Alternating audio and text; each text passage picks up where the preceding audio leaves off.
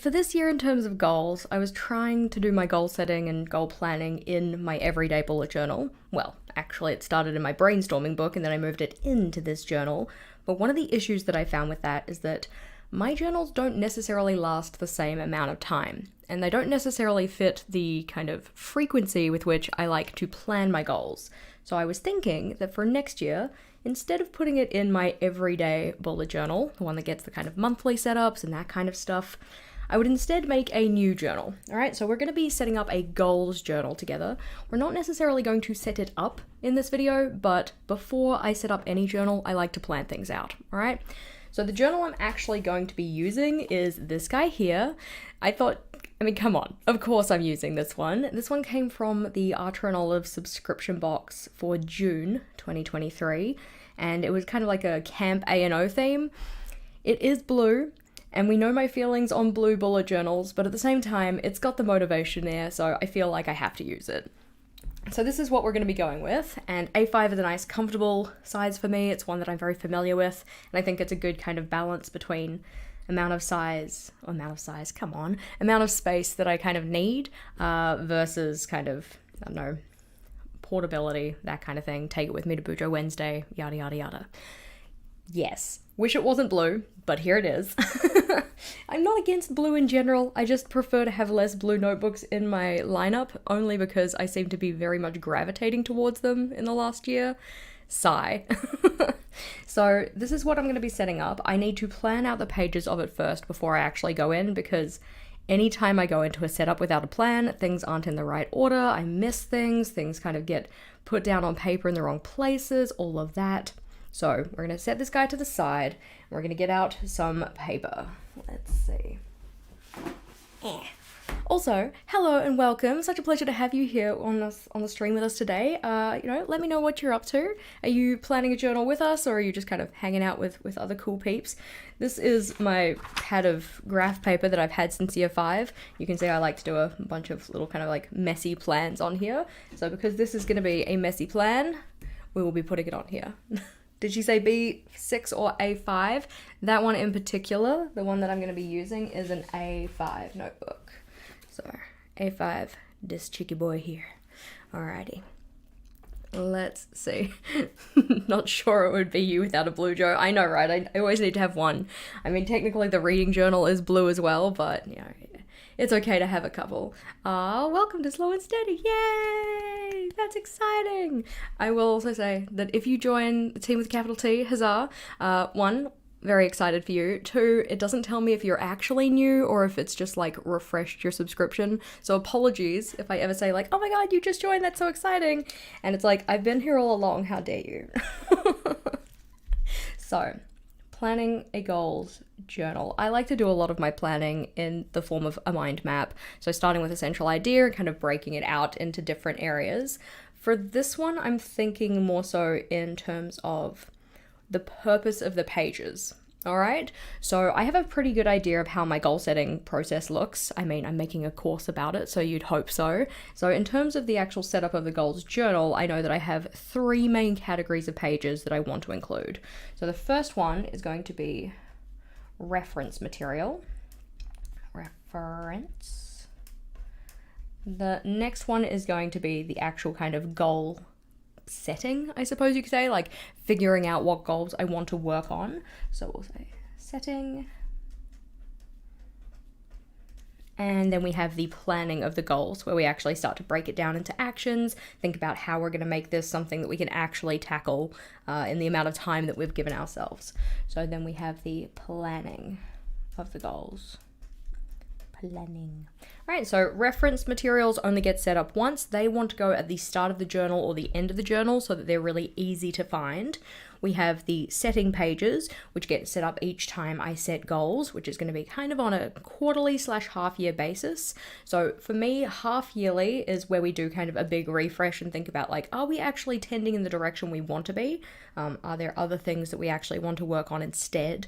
Whereas quarterly is kind of like the mini refresh where we're like, okay, these are the goals you picked for this half-year type thing. Do you actually still want to continue with them, but like to a lesser extent?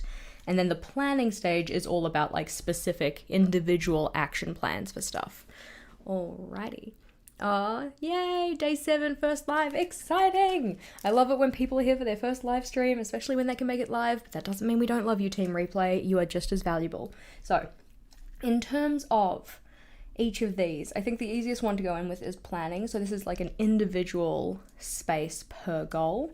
So, individual pages / spreads, because it really depends per goal.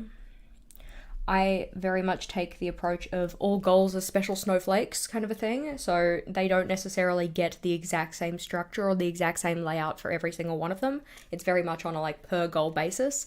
That's why goal planners in general don't typically work for me, because they give you a set layout to follow, which, you know, makes sense because they can't print like a bajillion different pages in it. But they have this set layout to follow, which means that not all of your goals are actually going to fit nicely into those boxes. And that's also why I'm not really a fan of SMART goals either, because it kind of ignores some of the most common goals people typically have and doesn't necessarily make it as approachable as it could be. But anywho, so individual pages or spreads per goal, and as part of that we want to have the reasoning or the why, because purpose first is one of my big beliefs. We also want to have the metrics of success so that we actually know how we're going to be able to see that we're making progress on our goal, especially for those types of goals that are a little bit fluffier. Like, I'm fine with a fluffy goal as long as you know what success looks like and what success looks like at different stages of working on the goal, if that kind of makes sense. So those ones in there. We also need to have some kind of like action steps or action planning. And as part of that, we also might want to have like milestone moments, which is similar to metrics of success, but it's more like the ones that maybe come up that you don't necessarily plan in advance. Good question. What is a fluffy goal? So a fluffy goal, I mean, I'm probably not going to actually use that wording specifically, but this is how it looks like in my mind. It's kind of vague. It's one that doesn't necessarily have like a very specific outcome. So for instance, let's say eating healthier, right? Okay. So eating healthier, very fluffy goal. There are a lot of different ways in which we could think about the healthy eating process. Are we thinking about like what it is you're eating in particular? Are you trying to like, you know, get more or less of certain food groups in there? Are you supposedly trying to like eat at set periods of the day, or kind of like increase the amount of micronutrients, whatever kind of a thing? There's like a lot of stuff that goes into it. So it's kind of a big, vague, amorphous kind of goal. But it is a goal that a lot of people set. And it's not necessarily not an admirable goal either. Like, you know, wanting to eat healthy or like wanting to do things that are healthy for your body, mind, soul, all of that, heck to the yeah, I'm all about it. But we need to think about like what does success actually look like for that, if that kind of makes sense. Anywho, so individual pages are going to have that kind of information. Then we need to get into the setting spaces. So when it comes to setting a goal, it's like, what kind of things do we actually think about before we go into saying like, this is the goal that I'm going to be working on? So for me, that would be doing things like a general brainstorm. So we want to have a brainstorm space. And this isn't necessarily saying like, oh yeah, I'm going to work on every single one of these goals. It's more like, these are the kind of things that are on my mind and I'm thinking about, and I just want to get them onto paper so that then they don't take up mental space as I go through other stages. I also like to do things like a level 10 life, or some people call it like the wheel of life, or effectively it's just like taking each of the different categories of your life and giving them a rating out of 10, so that you can kind of see the ones that you're, you know, in theory doing well in, and ones that you maybe aren't, you know, doing as much in as you would like to be, or something like that. I also like to think about what are my values. So things that you know, stand out to me as being things or feelings that are really important in my life. So that could be things like comfort is one of my core values. I find that all of my decision making pretty much goes with the idea of trying to remain comfortable. which is not necessarily a great thing, but it's also not a bad thing, right? Like, I want to bring more comfort into my life. I want to make people in my life feel comfortable, that kind of stuff. And I don't think that that's, not without its merit. But then that also could have a negative in that maybe I'm less inclined to stretch outside of my comfort zone in some areas, which is often where growth happens. So it's like balancing that idea of this is my value with other things that I want to do that kind of maybe go against that. All right, so we also want to think about stuff that we are excited about, because it is so much easier to work on a goal if you're excited about it. Excited about. And on the other hand, other things that make really good goals are things that are bothering you. So we're going to have a space to talk about bothering me, and that could be big things or small things, because oftentimes our goals are related to getting away from a place that we are in with regards to something, yeah? So we've got that. What else? I also like to think about it in terms of achievement. So what is it that I want to achieve? Want to achieve. And you can either think about this in terms of like a smaller timescale or a longer timescale. So it's like, hey, by the end of your life, what would you have liked to have done, kind of a thing. Not to, get all like morbid on it or anything like that, but more just giving us an opportunity to think about like, if these are things that are important to me and if these are things that I want to do, at what point in my life would I have to get to? And not having done them would be like really disappointing, yeah? I was talking to Vogel about this a couple of months ago and saying like, we say that we want to go to Japan, but like, what age would you have to get to where you would be like genuinely upset that you had not been to Japan yet? And at the first one, he said 40. And then I'm like, okay, so if you get to 40 and you haven't been to Japan, you're going to be upset. And he's like, actually, it's probably more like 35. So those kind of things, like what do we want to achieve? And you can put something quantifiable in terms of like an age or a year with that, but you don't have to. It's just a way that I like to kind of think about it. So what else? We mentioned it before, but the idea of like things that make me uncomfy or like outside of comfort zone.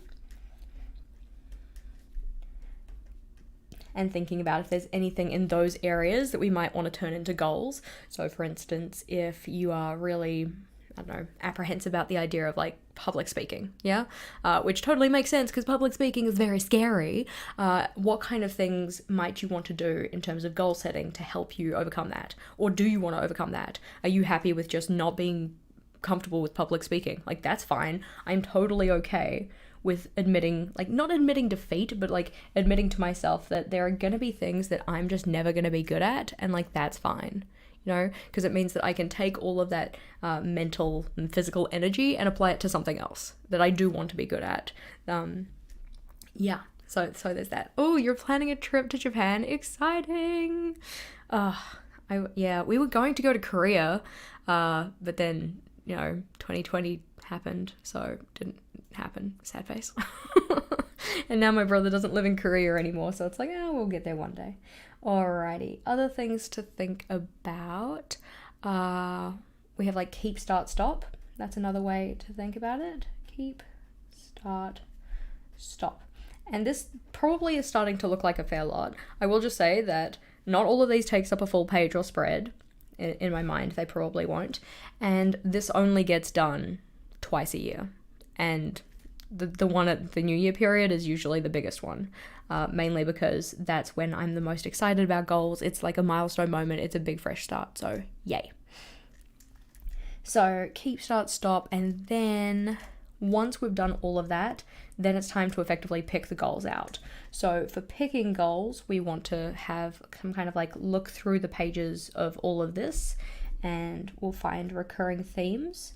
Because if things come up multiple times, it usually means that it's something that's either kind of important or something that's really bothering you or something that you're really excited about, because it's come up plenty.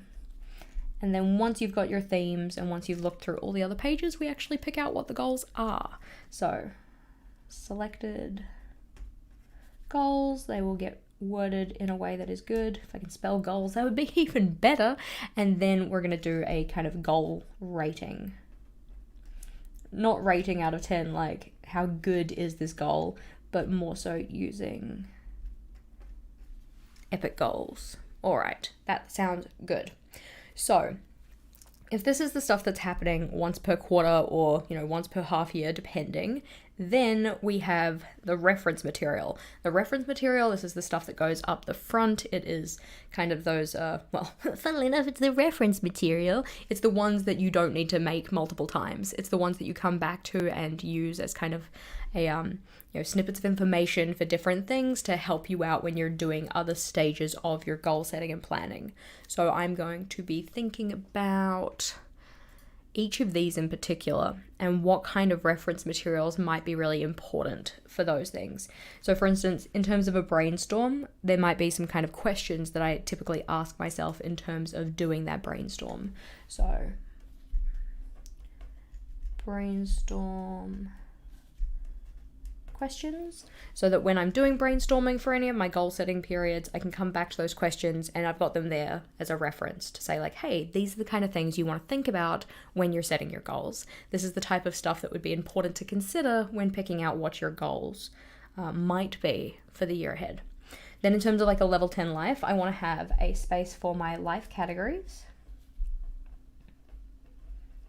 Not so much because I feel like I'll forget them, but, technically, if we think about that, fun and leisure was not in my level 10 life categories until, the start of this year or maybe mid last year, I can't remember.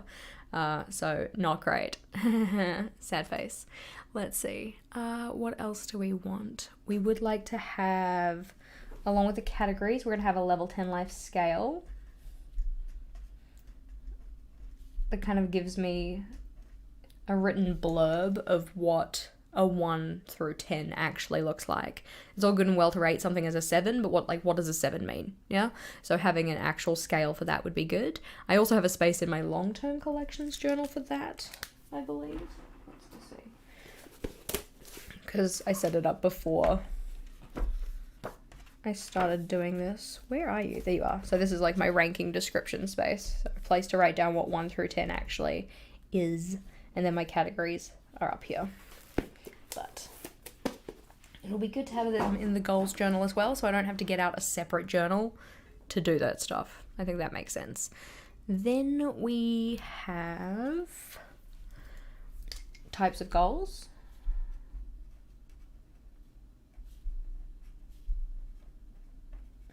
Because I think of goals in terms of having kind of like a blood type, I guess you could say.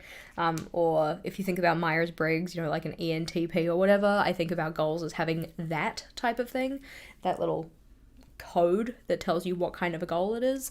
So I've got some different ways that I like to break down goals in terms of their different types. So that's going to go on that page. And what else? I would like to open up the journal in a kind of motivating, positive way, especially because that first page that you have in a new journal is usually just not so usable. He's okay. He's not too bad. He's been trained down, but I thought maybe some kind of a motivational quote could go in here. I would, if this was only for 1 year, which I think it's not going to be. I think it's going to be for multiple years, but if it was just for 1 year, I would be tempted to put a vision board in there just because I'm interested in the idea of vision boards. I've never actually made a vision board before. The only times I've ever tried, they haven't necessarily come to fruition, but I guess it could be something fun. But anywho, so quote page to start us off.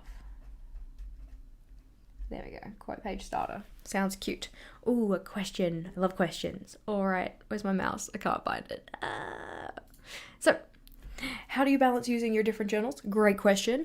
So in terms of each of my journals, they get used on different kind of timescales or time frames. So they don't necessarily all get used every day. The only ones that get used every single day are my everyday journal, which is the one where I put daily checklists and stuff like that, and my 5-year journal, which lives beside my bed, so I'm not here. It's not here. I'm here, funnily enough. It is not here. It's Squeak says the chair.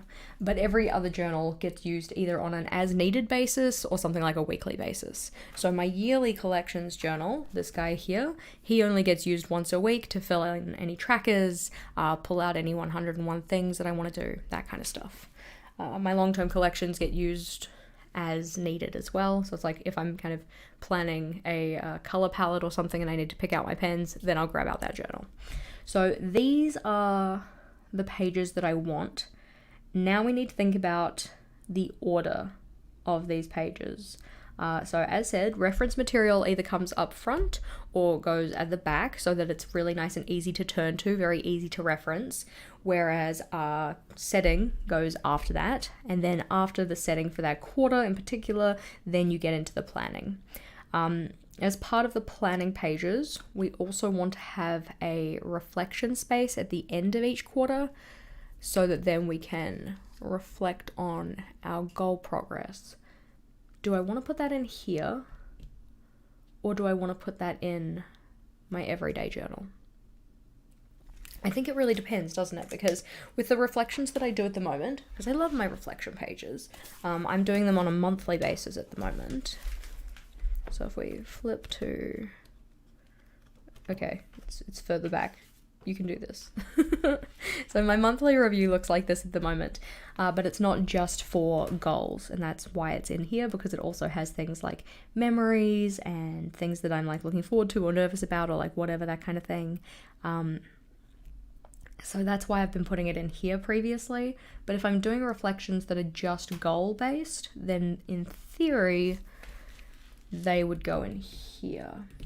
And I guess that's where it's probably important to bring up my, what do we call it?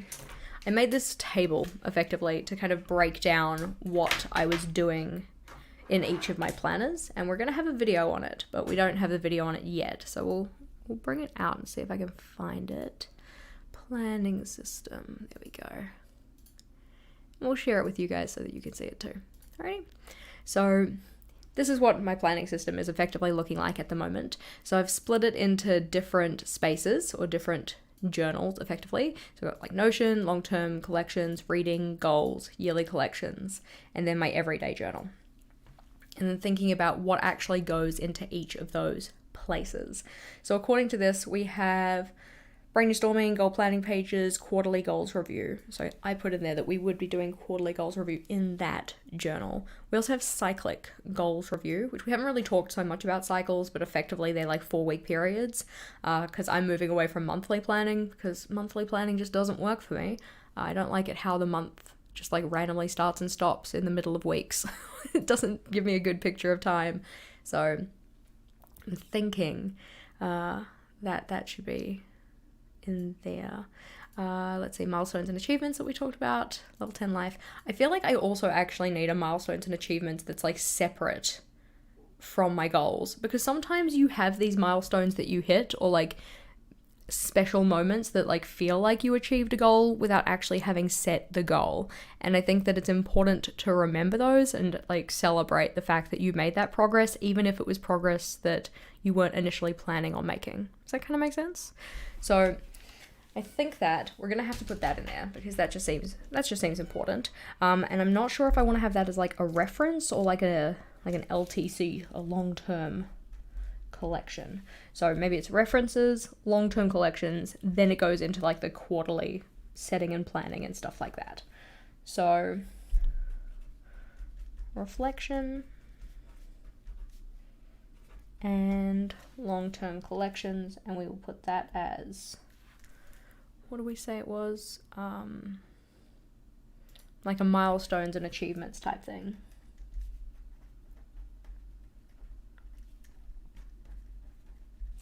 And then reflection, we need to do, well, we don't need to do anything. Heck, I don't even need to make this journal, but I'm going to do. I am going to have cyclic, which is kind of low-key, like steering the ship, getting ourselves kind of in the correct direction. And then quarterly, which is more like the bigger type thing. So this kind of, the quarterly one kind of comes back to being in the setting space again. It kind of leads into that, if that probably doesn't make sense, but hopefully it makes sense, because as part of doing the setting each quarter, looking back is really important. Because that's how we learn. That's how we figure out what did or didn't work, and give ourselves kind of that information, that little check-in point, so that when we move forward, we're moving forward in a more intentional way, and we're not trying the same thing over and over again in exactly the same way and expecting a different outcome, because that rarely works. Sometimes it works, but rarely it works. Alrighty, let's go see. So, you can make the vision board removable like the yearly overview you added to the journal that you had last teaching term. That'd be a cool idea. I think that while I very much like the idea of vision boarding, I don't know how I would go about it, but I'm curious about it, Let's see. Point. You should 101 things be a reference in your everyday journal? It is a reference in my everyday journal. So when it comes to my 101 things, because this is another type of goal setting that I like to do, but it's for like very, very small goals, for anybody who isn't familiar with it. So the 101 things list goes into my everyday journal, but it goes in after these pages in terms of the cycles. So I write them all down in my other journal, and then I pull out the ones in particular that I want to do in any period of time and jot them down in here. So if we show you an example that's actually filled in, because it'll probably be a little more helpful. This is my current everyday journal. And in this one, flip. I know you're in here somewhere. This is my 101 things list that I pulled over into this journal in particular. So each month I would go through and just say like, okay, these are the kind of things that I actually want to do, and then just pull them in here. And I put the little number in so I know which one it is, because it makes it a little bit easier. And slowly but surely I am filling these ones in as well. Yay! Like, do Vlogmas. It's happening. It's happening right now. Get amongst it. Alrighty. So, let's go have a look. Oh my gosh, we're 27 minutes in and we haven't even had a drink break yet. How rude of me. Also, of course, I'm having a Coke Zero, but let me know, are you drinking anything with us today? And what are you beveraging on? Tink. I of course have to open this before I drink it though. That's kind of important. There we go. So I'm just scrolling back through your comments to see if I've missed anything, because if I have missed a question, then just repost it, because I'm not super great at paying attention to here and over there, which is where your comments are.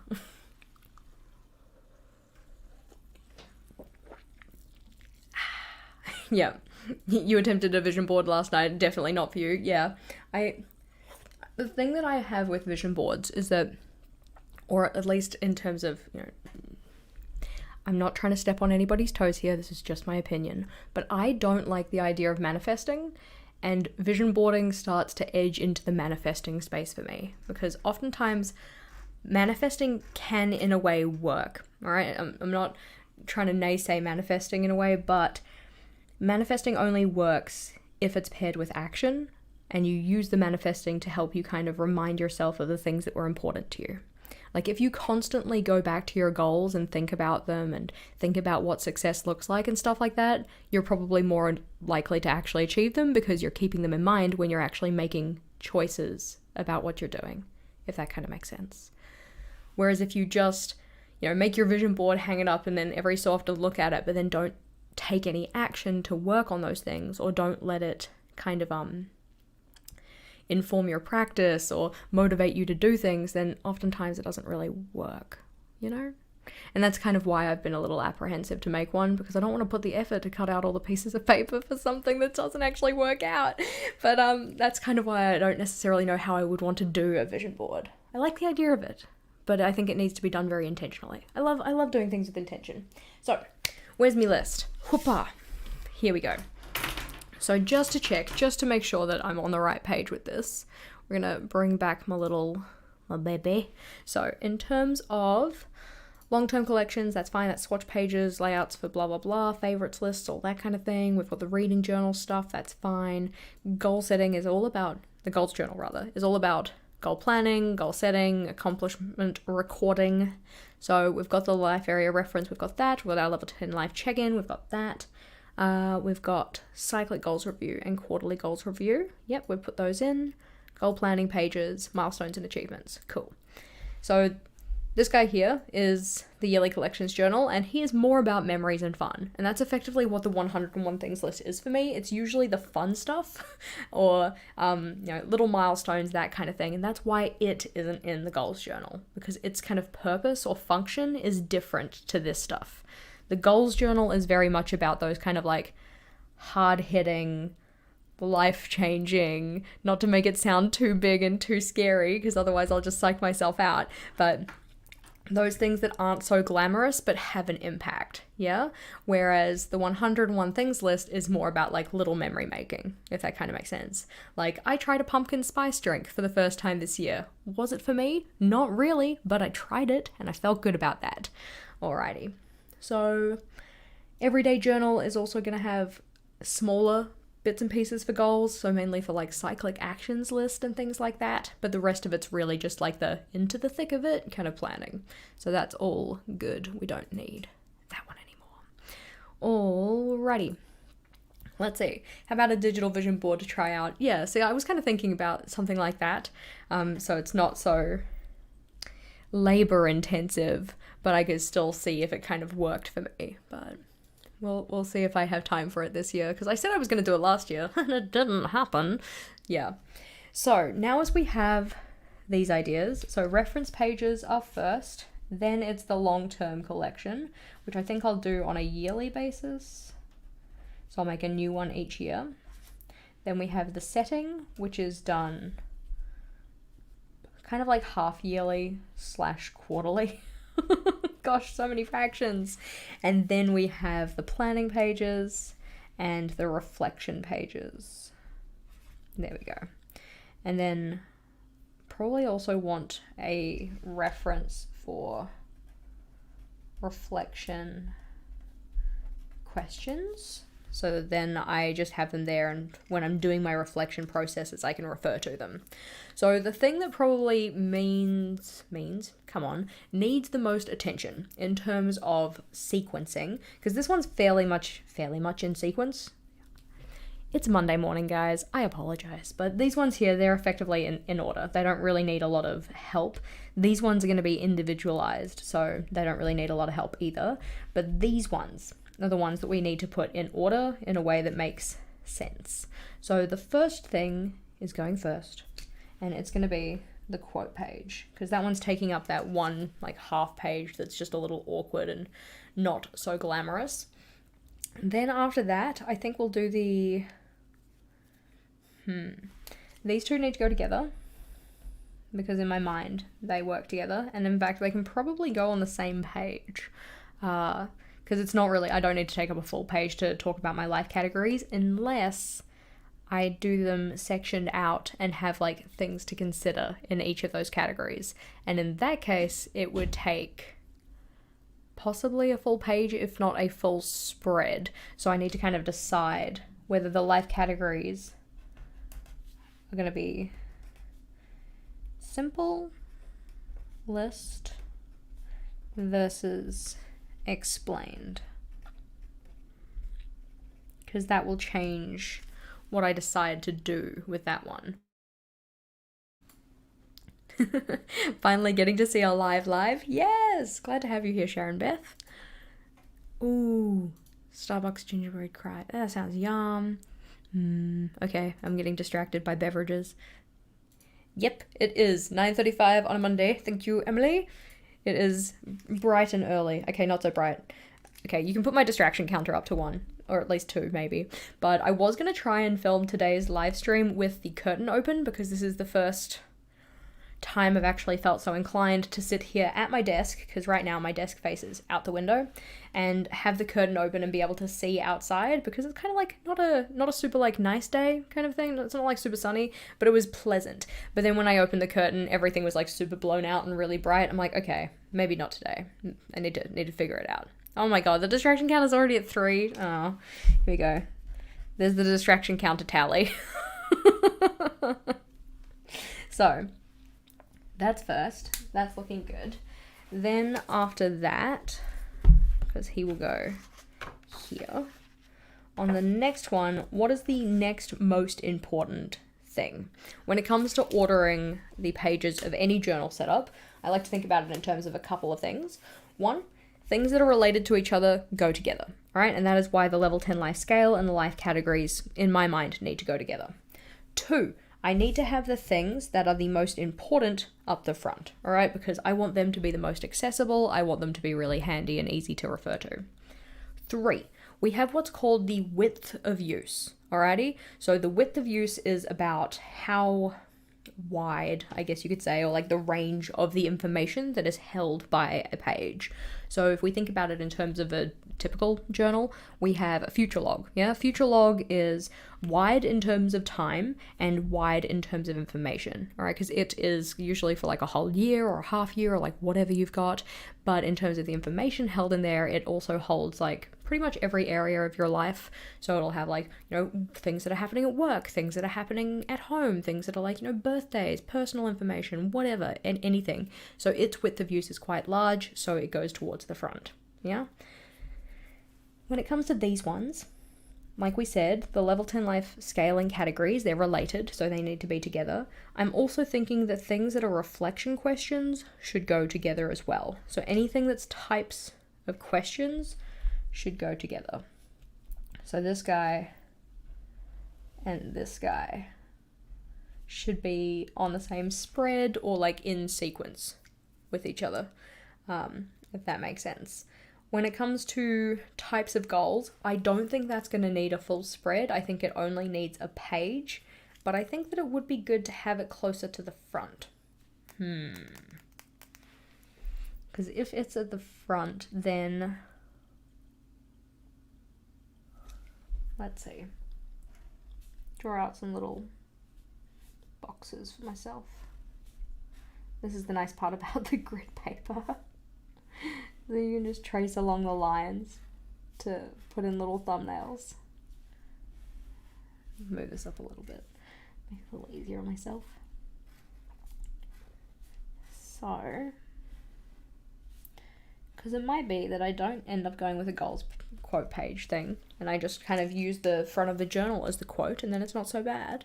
I can just put the types of goals on that first weird page, because this one is like blank.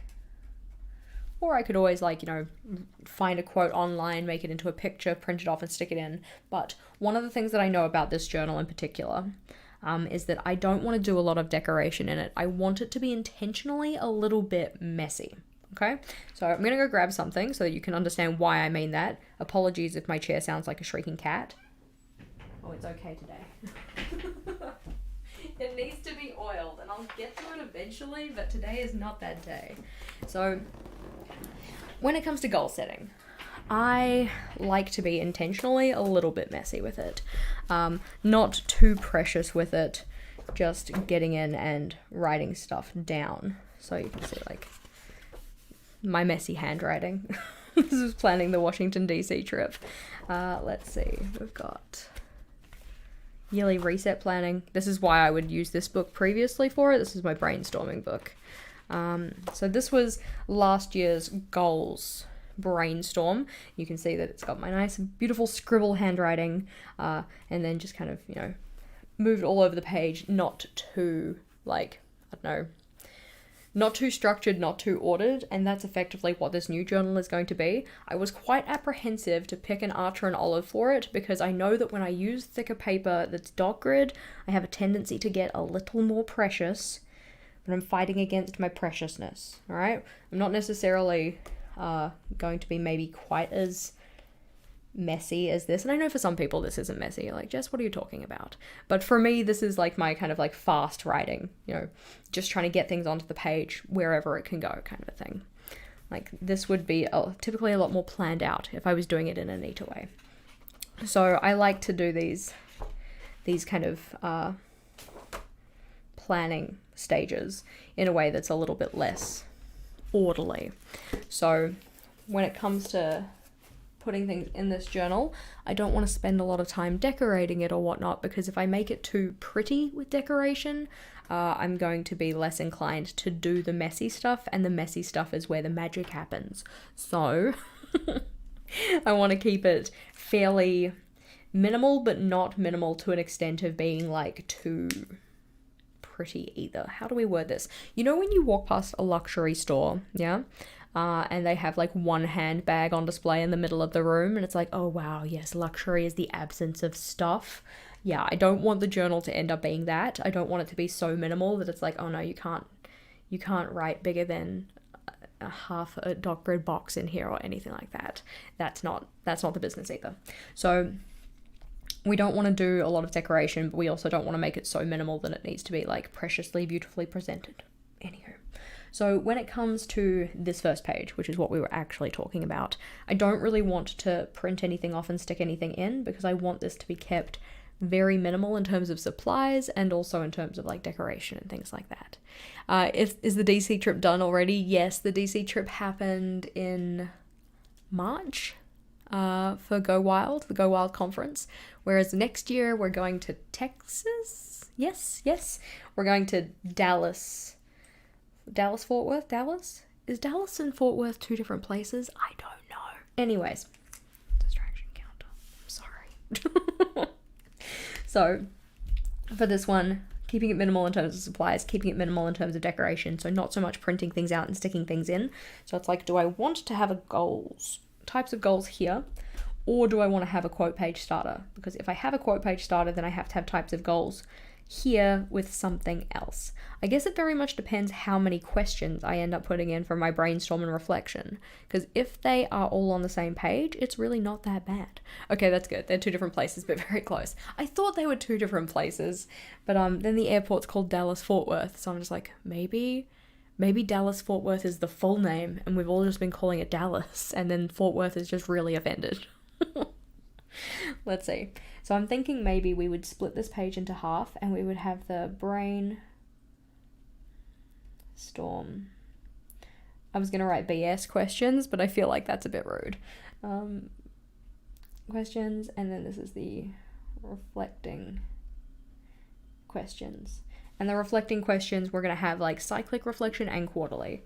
So cyclic and quarterly. All right. We have a question and I'm bringing up, where is it? Do you ever use stamping in your journals? Sometimes, not super often. This one here is my reading journal. And I did do a little bit of stamping in here for these letters. But I don't do stamping in terms of like pictures. I'm curious about stamping, but I have never been able to get the stamp to lay down super nicely. Probably also doesn't help that I don't have a decent ink pad, but yeah. Let's see. Oh, okay, Go Wild will actually be in the Fort Worth area. Well, that's good to know. Thank you for correcting me on that. So yeah, my geography knowledge is limited. Both in terms of the states and other places in the world, New Zealand included. Let's see.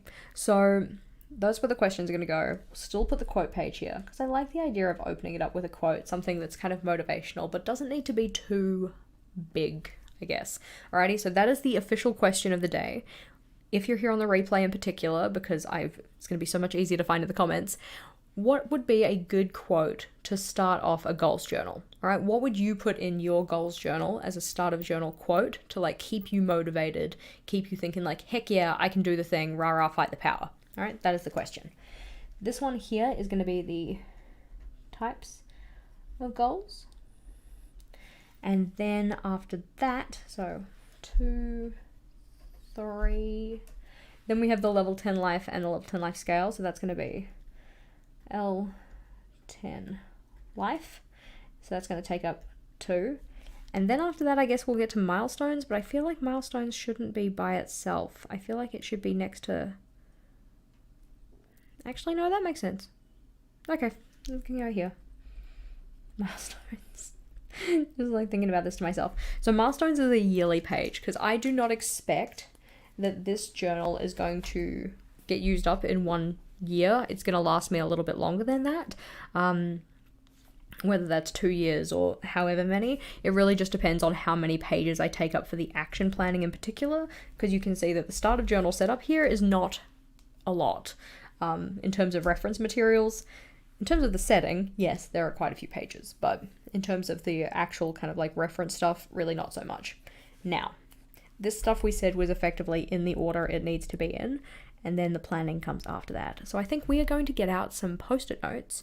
We're going to label those post-it notes and put them into the journal so I know what is going on each of the pages.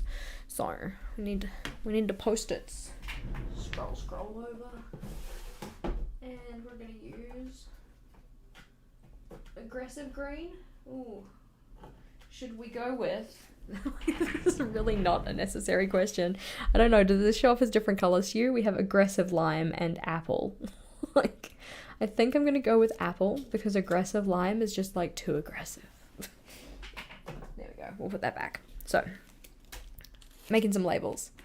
Let's see. Focus. Follow one course until success. Then learn to rest, not quit. Love it. Yeah. Yay for Team Apple. I think apple is good. Also, tink. Team drink break. I'm glad it shows up as different to you, otherwise it's just me talking schmack. Okay. So now as we've got our pages, we're going to make some little tablies and then we're going to put them onto the journal.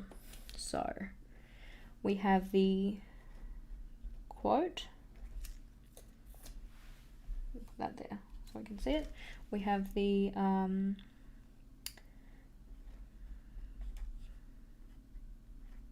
for brainstorm and reflection. That can just be one because it's going to go on the same page, so that's fine. Level 10 life and categories. Categ. Super beautiful messy. That guy goes here. And then types of goals. That one's there. Okay, so then it comes to the next column and it's thinking about, do I actually need a full page for this or a full spread, or do I want to have like some of these condensed onto one page together? And as part of this, I'm probably going to have a look back at my big old brainstorming book that we bought out before and see how much space I needed last year, because it's a good estimate of how much space I'll need this year. Yes, small progress is still progress, 100% about it. The leisure limes here, not the aggressive limes. Indeed, no aggressive limes, the leisure lime only. So this is going to be the, oh, totally forgot milestones. Sorry, milestones. Milestones. That there. That's cute. That's cute. Does not need to be laid down perfectly. She says as she attempts to lay it down perfectly. So we've got the brainstorm, and then the level 10 life check-in, which will probably be a page by itself. We have my values, which doesn't need to be a full page by itself. Which might come under the level 10 life then. So maybe those two would be together, and then brainstorm would be a full spread by itself, because I want that to have a nice large amount of space to work in, but we'll have a think about it. Then we have the excited about, and then we have bothering me, bother, and then achieves, like things to achieve, and then we have the uncomfy zone. The uncomfy zone. And then we've got the keep, start, stop. That would be a page by itself because it'll be like 3 sections. And then after that we have the themes and the selected goals, and those two would be together on a page possibly, because it's really just like a list of the themes and then picking out what the goals are, writing them down in like better language, and then the goal rating. So themes,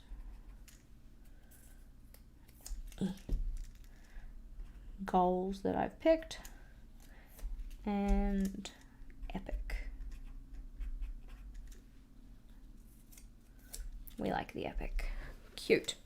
So, having a look at these things in relation to last year's space used.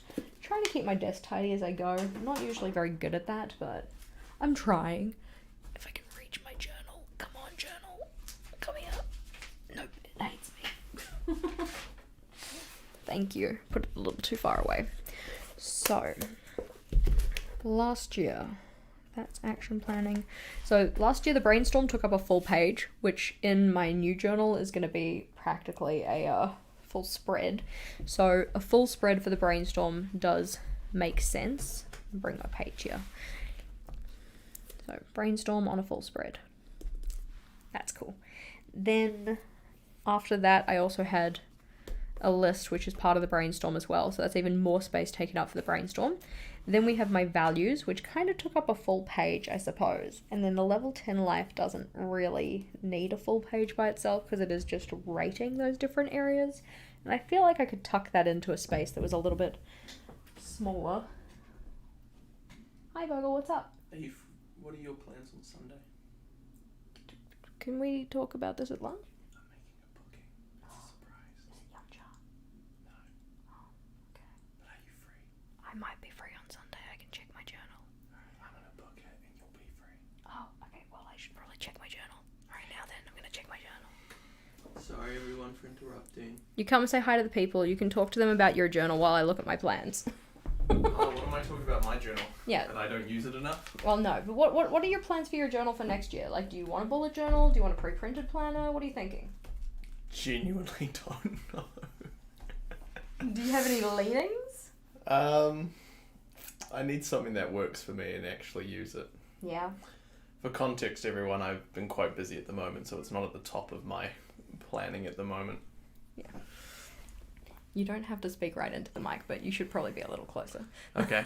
Hello. There we go. You can hear me. Yeah, no, that's fair. Because I'm whispering like this. This is Jassie ASMR time.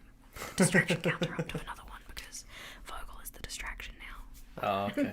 That's fine. But no, so you reckon that do you want a bullet journal for next year, or would you prefer something pre-printed, do you think? Well, the biggest problem.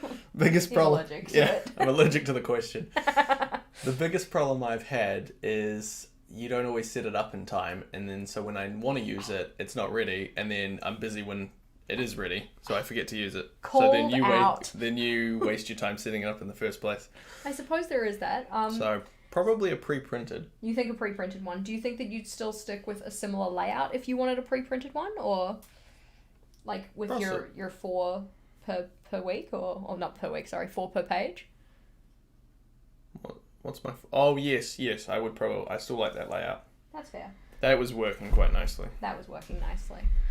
What are your updates on I plans? feel like those people are just like straight calls you out. Like, yeah, that and my feelings. Let's see. In accordance with the Discord, we do have a community hangout this weekend, but I'm sure that people won't mind if I slip away to go to Yum Cha.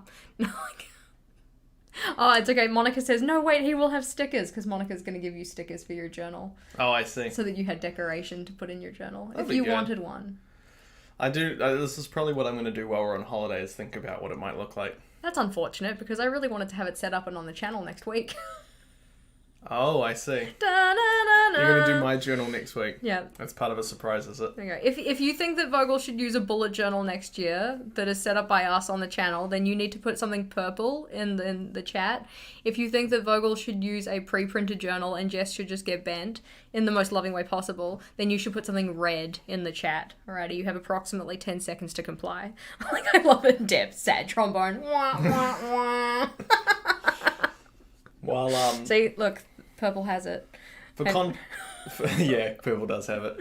For context, I normally wouldn't interrupt you, but you've been indicating strongly that I've been a bum and should actually book us a date. So. I know, right? He is such a bum. No dates for Jess. Sad face. See, look, eggplant emoji. No dates for Jess. Ironically as well, I was going to book us a rooftop bar, but the weather's not that great in the weekend. So we can do a rooftop bar in Melbourne. Anywho, Yeah, I'm exactly. gonna ask you to leave now because we're busy. I will book that then.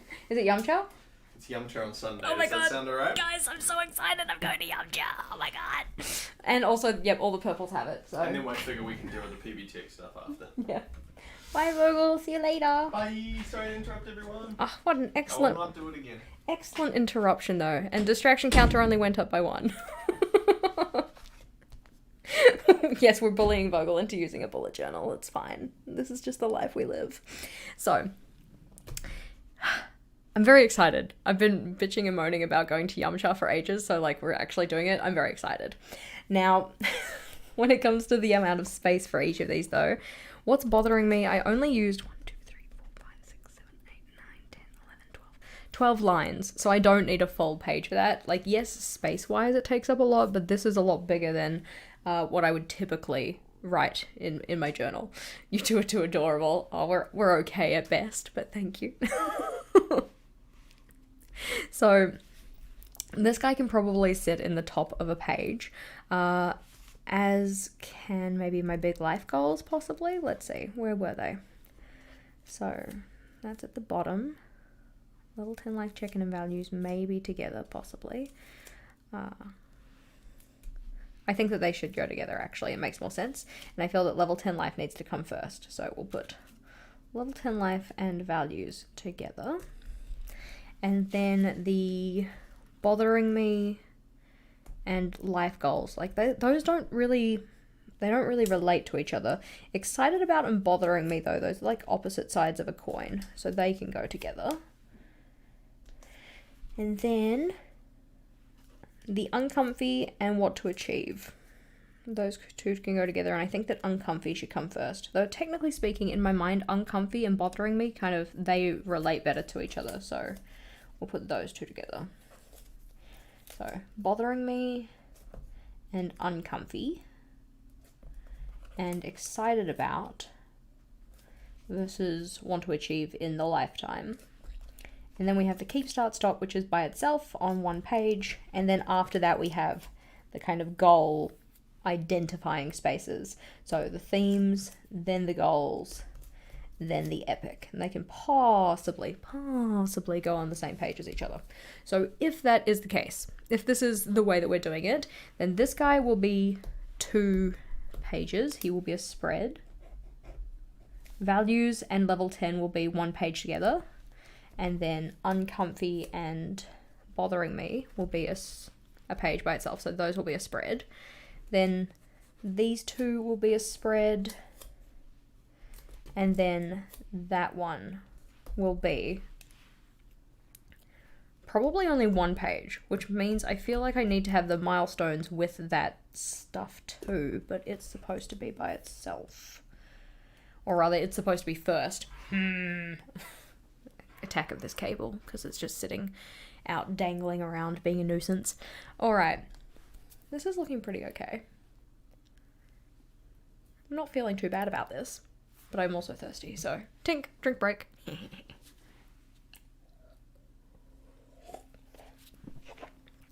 Oh, there was a question. What is Yumcha? Yumcha is the most glorious creation known to man. It is effectively like a style of eating more than anything else. So at the Chinese restaurant, you go and they bring around little plates of food, like little plates of like dumplings or little plates of squid legs or little plates of, I don't know, wontons or whatever. There's usually like 3 to 4 per plate or something. And they just say like, do you want this? You say yes or no. And then they give it to you. And obviously you pay for it, but oh my God, it's so good.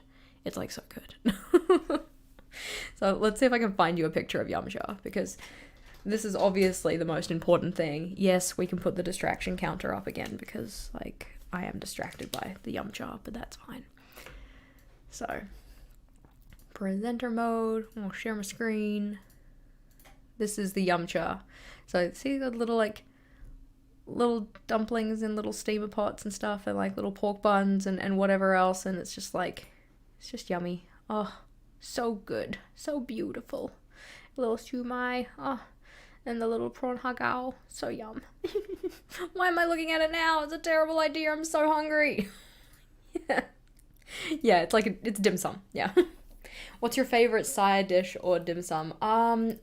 Okay, I don't know what they're called, but they're like this little football looking shape, and it's filled with pork mince and in some kind of like sauce or whatever. And I think it's called like a fried pork dumpling or fried pork pastry or something, but it's delicious. It's so good. Yes, distracted again. But I think that this order is looking cute. We are going to go and actually map this out into the journal now. So we need to put this guy to the side so that he can go and sit and think about his choices, like how he wasn't pick-upable before. That looks so much tastier than the cheese balls you're shoving into your food hole right now. I call it a feed hole, personally. Yeah, that's my feed hole. We need to have the distraction counter still there. There we go, that looks better. So, let's see. You think Yamcha and you think Dragon Ball Z? Yeah, legit. Well, Gohan means rice, so like fair. I don't know what Goku means, but... What is it? I can't like Chi-Chi. Chi-Chi means something, doesn't it? Doesn't Chi-Chi mean grandpa? I don't remember. Yeah. Let's see. You don't know Chinese? Yeah. Sounds like a football, which is literally what my family calls a mixed meat fried dumpling, because I don't know Chinese. I love that. Let's see. So, in terms of what we're going to do now, we're going to go through, put these little post-it notes into the notebook so I know roughly where things are going, and then we can actually start to think about sketching things out. So, like I said, before I set up a journal, I do like to go in and plan things out. Otherwise, things are out of order. They just look a little messy. Good sources for level 10 life and epic goals. Let's see, I feel like I've missed something here. Now, the quote page was first, so that's going here. And then we have the types of goals. And then after types of goals, we have the questions. And then after the questions, make sure we don't skip any pages as we go through. We have the level 10 life categories, yes. So, because then I did that, and then there's milestones. So now I feel like milestones probably doesn't need that big of a space by itself either. And it should just go down the bottom. But if it goes down the bottom, then do I do like a cover page or something? Would that be the necessary thing? I don't know. Because the brainstorm needs to be on a spread by itself. So it effectively needs to go here, like here. And then after that, we have the level 10 life up the top and the values, and then the excited about versus achievies. And then, oh, wait a second. Yes. There we go. These two here. And make sure I'm doing this in the right order. And then the keep, start, stop. That looks cute. And then on the next page, we identify the themes, the goals, and rate them in terms of their epicness. How epic are the goals? There we go. Nice. That doesn't look too bad, right? Okay. The only thing that I'm kind of like, about, like, do I want it like that? Not too sure, is this page here, because the level 10 life, oh wait, no, that's the level 10 life categories and the rating scale, right? Okay, that does need its own page. I apologize. There we go. I'm no longer apprehensive. Haha, what a quick turnaround on the solution. So this is looking cute. I am wondering if there's any kind of need for any type of flip out or anything like that, because we do have, you know, some nice shiny inside cover stuff here, which is fine, but I do love a good flip out in terms of functionality. So is there anything that I would want to put on a flip out here? I don't think so, because anything that I would have a flip out would probably be like the reflection questions, but because of how big they are, I'm going to put them onto a page instead. I think that makes a little bit more sense. And then I guess, yeah, the question that I was having here with things is, do I want them just to be like the category descriptors, or do I want them to be a little bit more explained? You know, have a little bit more depth to them, more meat in the dumpling. So simple list versus explained.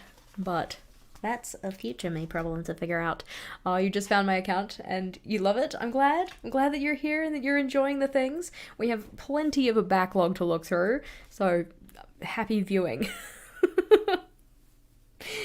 Welcome, welcome, welcome. Alright, I'm gonna need a pencil because there's no way in heck that I'm going in pen first. That would be foolish. And plus, if we were doing pen work today, we won't have a setup video, and then that would just be sad too.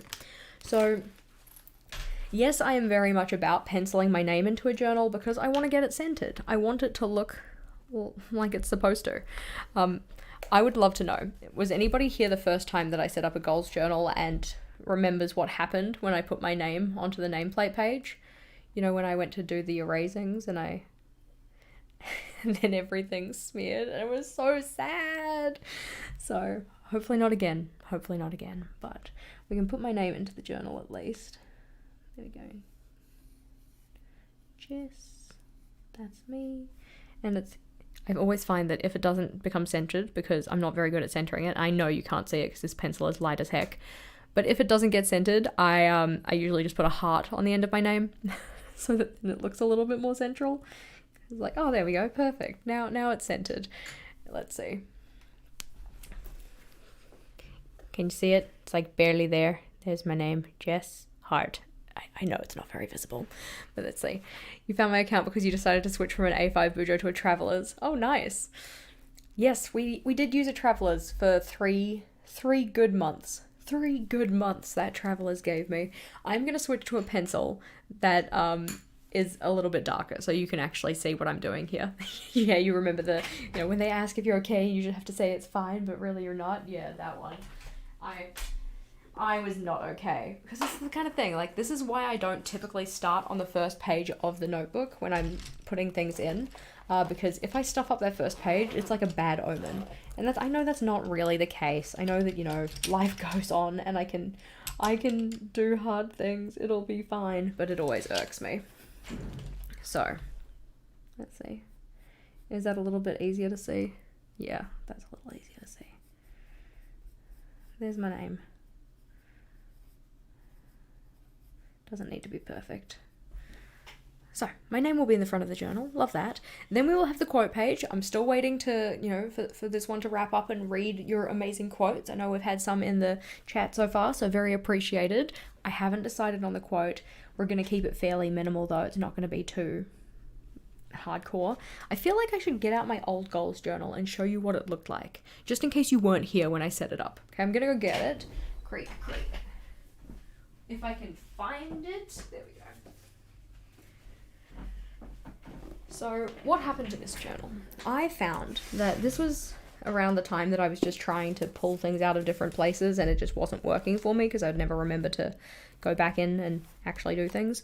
So this one did end up becoming a reference, like an R&D journal at one point, which is why you have like a bunch of eclectic random things in here. Like just random monthly logs and Dutch door ideas and making tabs and whatever else. So I was going to make this my content planner after I didn't really find myself using the goal setting stuff, but then I didn't like it being in the middle of a journal, so I abandoned that as well. But this was originally where the nameplate page was. I ended up sticking a piece of paper over it because I was so bothered. So we'll put that to the side. Yes, exactly. Another blue jar. I hope that's not a bad omen. Knock on wood. Knock on wood. So, inactivity breeds inactivity, action breeds action was my quote. So, going with this kind of... I wanted to keep it minimal so that I'd be more inclined to use it, but I kept it minimal to the extent of being too prissy about it, and that was part of the reason why it didn't work. Yeah?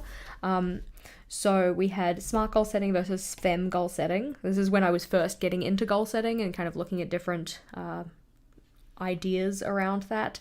Since then, I have moved away from both of these and kind of made my own system. So, is what it is.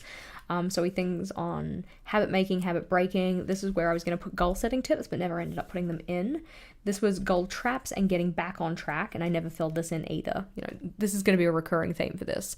I don't know if you can see it super well, but there is some gray underneath that. So all of the headings were done in that kind of simple, like stretched cursive over the top of block letters, which was fine. But because I did this, I then got very precious about having the journal look nice, which I love. Don't get me wrong, I love the way it looks, and I love using things that look nice, but when it comes to my goal setting in particular, I need it to be messy so that I can just get my thoughts out of my head, So that's why I'm probably not going to do it quite like this, but it's still cute. So this was my goal ideas, goal brainstorm, and then things that kind of, you know, spark joy, light me up type thing. We had anti-vision, or like, you know, the unhappiest me. What would ideal me look like? So more of this, less of that. Things that I valued. Level 10 life, and then a bit of journaling about each of the level 10 categories that I had, because you can see we didn't have fun in here because I used to not put fun or like leisure in my level 10 life, and I have since realized that that is not the best way to go. And then we get into the actual kind of like milestones and planning out goals and stuff like this. So these were my goals that I had in theory set for myself, and then I was planning them out here. You can see that in this becoming an R&D journal, I have since cut tabs out of this to show that like this is one of the ways that you can navigate through your journal. But other stuff, reflection, redoing the level 10 life check-in and tracking the change in that, goal review, quarter 2 goals, which goals am I going to be picking, and then into planning the goals for those. And then didn't fill in my reflection spaces. I was like, well, reflection obviously didn't happen. I never got around to setting up reflection prompts. One thing I can say though is that checking in with this journal isn't a thing. I very much have been taking an autopilot / good enough approach to these goals. Also just considering sequencing. I need better planning systems before I can do content batching. What can I do to make this journal more useful and make more progress on my goals? So that was kind of a little bit of thoughts from me. So more brainstorming, more goal reflections. This is me showing that you can't use a Sharpie in your journal because it bleeds. So yeah, it didn't really happen.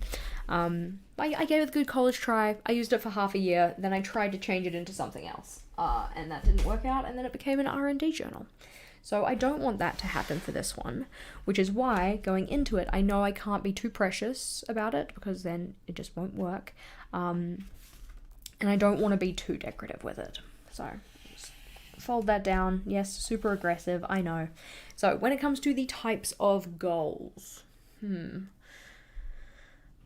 feel like I need to do some planning about what it is going to look like before I actually start penciling things in, because if I decide that I want to have like a header on each page that takes up 3 lines, I need to account for that space before planning things out.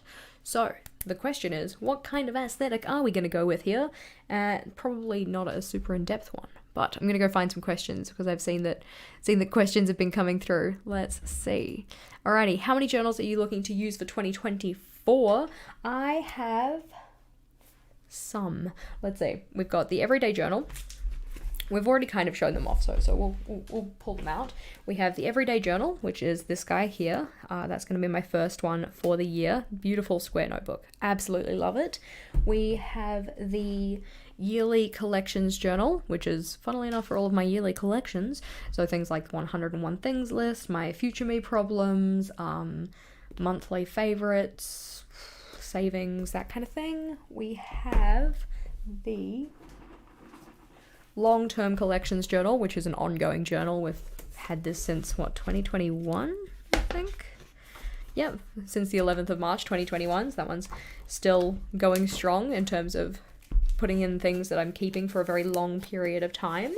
We also have a series of R&D journals because they're not finished. So this is one of them, but we also have like 2 or 3 more of those. So this is where I set up layouts for videos where they're not layouts that I'm going to use, but they're layouts that are going to be kind of like ideas for other people. We have my reading journal, which is continuing from this year because it's only been used to like there or whatnot. So like a third of the journal has been used, maybe a little less. So that one's going to be kept on. We have my notes book, and this is where I put notes for like learning effectively. So, you know, I'll give it a little title to say what I was watching or whatnot, take down some notes, take down some ideas for things. This is kept very minimal, just as a space to jot down things that I'm learning about, which is nice. So that one's That one's pretty cute. What else? I feel like... Oh, we of course have the brainstorming book, my Gynometer from before. So Big Red, we love him. And I think that's it. There might be more, but I'm pretty sure that those are the only ones. The goals journal that we're working on, obviously. Let's see. Alrighty, so question was, what is your word of the year? I am undecided. And that's why on the community tab and in the Facebook group at the moment, we've got two, I don't know, places that we're kind of chatting about words of the year so I can see what other people's are, because I like to read through other people's and their reasoning to get inspiration for that. So if you haven't jumped over to that post on the community tab, or if you're not in the Facebook group, jump over to either of those places and let me know what's yours going to be, because I am curious. Alrighty. Have you been inspired to do a Kiwi style layout in any of your journals? Yes, not specifically Kiwis, but let's go find him. Journal number 2. Nope. 3. Journal number 3. In my third journal. Okay, so when I first started on YouTube, I started on YouTube effectively with this journal here. I got reached out to somebody called KM, I think they were from Journal with KM, and they wanted to do a collab with me, which I was very excited about. It was my first collaboration, where we both did a setup with the same theme, but kind of based on where we were based. So me being based in New Zealand, her being based somewhere in Europe. And we were going to do like a kind of, I think it was like flora and fauna theme or something like that. So this one was kind of based on New Zealand flora and fauna. So it's like, you know, the ferns and stuff like that. And then little tuataras. And we had the little kiwis looking pretty cute. And then we have some kind of native frog. Do not ask me what it is, but it is a native frog of some description. And then little cheeky Kia looking cute, and then fantails, and then just a bush effectively, and then we're into the weekly layouts. But my cute minimal decoration of my cute little New Zealand birds and such, and the tuatara, of course. We also had a kind of like semi Kiwi Christmas theme in the journal after this one. Like, it was semi Kiwi Christmas. That was this journal. Let's see. It was only Kiwi Christmas in the sense of this. So it's like, you can see like a little taniwha and a little buzzy bee. And this is like a sausage, but it doesn't look very sausagey. And then this is the little, like, those tomato ketchup bottles that you get that like look like a tomato. And little koru and the little rugby ball and the airplanes and the little kiwis and the jandals. But then that didn't necessarily get carried through to the rest of them. I really loved this setup though. I thought that the colours just worked really nicely together. And then I was trying something where I was doing like a different person's style for each of these. So I think this was like my life in a bullet or something like that. And then this one was Life by Whitney, I think, and this was Amanda Rachel Lee, and this one was Helen Colebrook, I think. Yeah, I like this one the best though. But anywho, so that's the extent of any kind of Kiwiana type themes that I've done in my journal before. Let's see. Scrolling. Do you have a theme in mind? Great question. That's the one that I'm really thinking about. Oh, okay, so that's a good question too, just as a side note. Yes. Should distractions count when I'm answering questions? I mean, you've already answered the question and said that they do, so ding, we're on distraction counter 7. Ouch, my feelings. Let's see. Tink.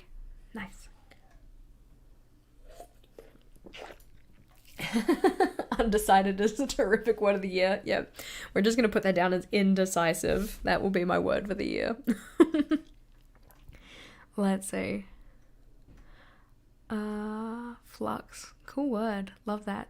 Alrighty, and we also have a question of what is word of the year. So the way that I use word of the year is effectively it's like your yearly theme, yeah?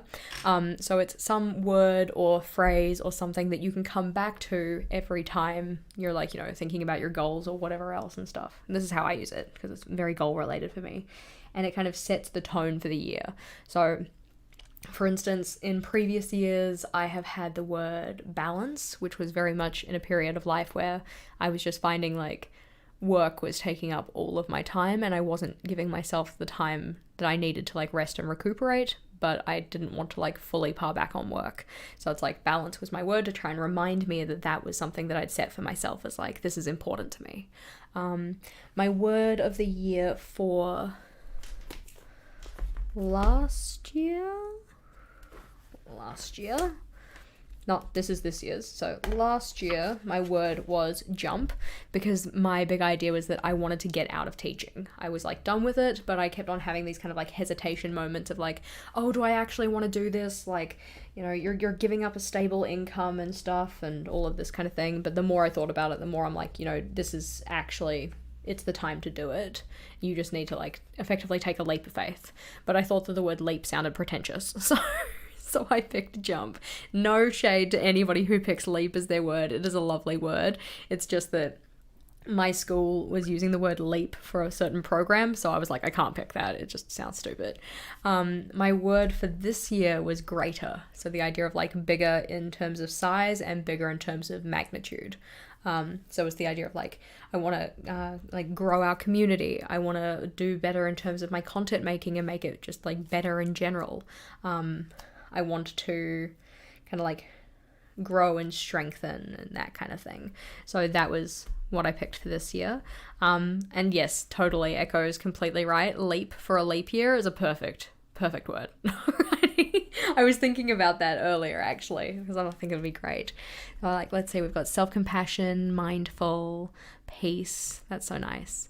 Yeah, so for me, the word of the year is very much just kind of like a phrase that reminds you of what's important. Different people use it for different things, but that's usually how I pick mine.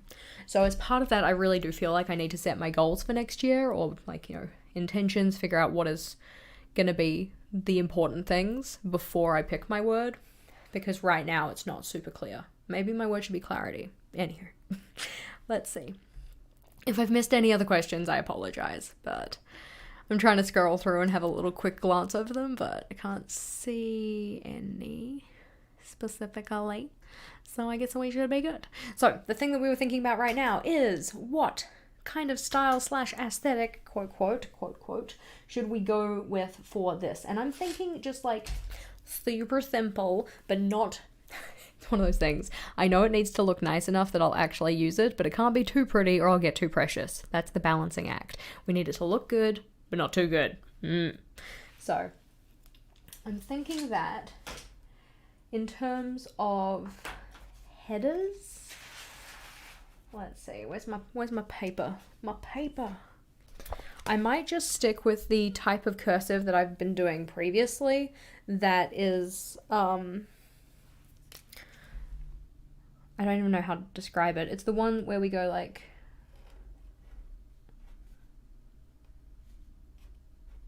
Yeah? This kind of thing where most of the cursive is very small, but then the T is quite large. And then if you have a loop, so like D, A, I, L, daily. Yeah? I don't know if you can really see that. Bring it up here. Change the focus. So this is the kind of style of lettering that I've slowly been practicing more, so it's actually becoming kind of easier for me to do, so that's kind of nice. Also, distraction counter, but like, look at that. Look at my sad thumb. I grated my thumb like weeks ago, right? Weeks ago, I grated my thumb making coleslaw, and it took such a long time to heal. And once it was healed, I'm like, thank God, all right, I can stop hiding my fugly thumb in all of my videos. And then the other day, I did it again. Like the end of last week, I did it again. So I'm like, cool, great, love that, because we're in Vlogmas season. So now my fugly thumb is gonna be in all of my Vlogmas videos. Rage. It's fine. It's fine. I'll just like position my thumb underneath things so people doesn't see it. People doesn't see it. Come on, English. Oh my gosh. Anywho. So, yeah, I know. Poor thumb. He'll get better, but he's going to take a long time about it. I'm not mad. I'm just disappointed. So, could I pre-make the whole journal? Yes, I could, but one of the issues is that, one, don't know how many goals I'm going to have next year. So, two, don't know how much space I need to leave for them. Yeah? Which means that when it comes to positioning the setting and reflection pages, I don't know where they would go. And that's part of why I want to make it really easy. Yep, Jess has one thumb. There we go. This is no longer part of my hand. This is my hand setup. I can count to 9. Like, I will embrace imperfections once it's healed over, because right now it just looks like a scabby mess. Yeah, suggestion, stop grating your thumb. Wow, revolutionary idea. Alas. Anyway, so I'm thinking that we'll do this kind of lettering style, which is also this one, for my headers, because it's something that I can do that's not too bad. I love that, Tina. Level 9 life. I'm just going to start rating everything on really obnoxious scales and be like, oh yeah, I gave that 7 stars out of 8. And people will be like, but why? Let's see. Yeah. Oh, I'm being distracted by the writing style. So this is the lettering style that I think I'll go for the headers. And I think that what might be nice would just be a kind of, maybe like a strip of color or something like that, just so that then there's something there, that it's not just black and white. Though at the same time, I do use coloring, or like colored pens and such, to color code my goals. So you'll have seen in this one, my Ginormator notebook, one of the things that I did was I color coded each of my life areas. Actually, no, sorry, that was a total lie. I color coded each of my themes that I found for my goals. So this was like areas of focus, and then went through each of the things that I did and put a little colored thing, so that then it's really easy to see which ones came up the most. So for instance, like mental health came up a lot in terms of like having guilt-free free time, getting to be comfortable, having freedom in what I was doing, things that were bothering me and like why they were bothering me, and the kind of mental health related to those bothers, that kind of stuff. So being able to color code is a really big part of identifying my themes. So I probably don't want to have a lot of color on the layout. There we go. That's a good idea. We can have a color code flip out possibly. I guess it really depends on what the categories end up being, because I don't necessarily color code them specifically based on my level 10 life, but they do end up becoming very close to them. So maybe that's what I go with. It's a good idea. I always love a flip out. Always makes me happy. So I'm thinking that I might just go with a simple kind of gray scale type thing, but not to the extent of being too precious. We need to be careful. We don't want to be too precious. So it could be the kind of thing where we just do a grab out a pen, something super neutral, like an N95. I feel like I can't do it on this one, so we'll do it on this one instead, so that we can actually see what we're talking about. Wow, abuse. I hit you. I'm so sorry. So we just do like a strip of color, which you cannot really see because this pen is super light, so we'll just do it a couple times, and then right over the top of that with whatever it was we were talking about. So what's one that we've got here? So it could be like brainstorm, so we just do big B R A I N S big T O R M kind of a thing. Squiggle, squiggle, squiggle. So it's kind of messy, kind of easy though, because I'm getting slowly more used to doing this style of lettering. This is not my typical handwriting. This is certainly hand lettering. But because it's not super neat, I wouldn't be so sad about the rest of the page not being super neat. So then after I do my brainstorm, I can put my little box in that says like 2024 and then draw lines off it, smiley face, star, lightning bolt, little cloud, though, you know, actual words, not symbols. So that's kind of possibly what I'm thinking, which means that in terms of the space taken up by that header, it would take up 3 lines. 2 lines? Where's a place that I've done that lettering style recently? So I can check how much space it actually takes up. Okay, I've been doing that in my November pages. So I did it for my November headers here. This one took up 3 lines, and the middleest line was where all of the lowercase ones went, because that's kind of what I'd want it to be. I would want the colored strip to be where the lowercase letters were. So that was 3. That was 3. And they're all going to be the same. There's no point in checking those. If we go to my daily logs, though, these ones only took up 2. So because they're page headers, I think that they'll take up 3, and that middle line will end up being the strip of color, which will just be grey, honestly. That sounds good. And it's the kind of thing that's going to be easy and recreatable and just not too much of a hassle, because that's the thing. When it comes to doing my goal setting, I don't want the journal or the page setups to take very long, because the time spent in that journal, I want it to be going towards actually setting goals and planning out actions, that kind of thing, right? So the setup process, don't want it to take too long, so that then the using process can take longer. That kind of makes sense? We still want to have time to actually work on our goals, otherwise what the heck was the point? You know, that's always the worst thing, when you make these really good, thorough plans for things, and then follow through doesn't happen, and then you just get down on yourself, because you're like, great, spent all this time and effort and energy, and now look at where I am. Wah, wah, wah. We don't want that. We don't want to have a wah, wah moment. So, coming back to this, we have types of goals in here, and we can just put in T, Y, P, E, S of goals. And then underneath this is where I can write in those blurbs about that. Come on, sentences. Oh no. The drink break time. Tink.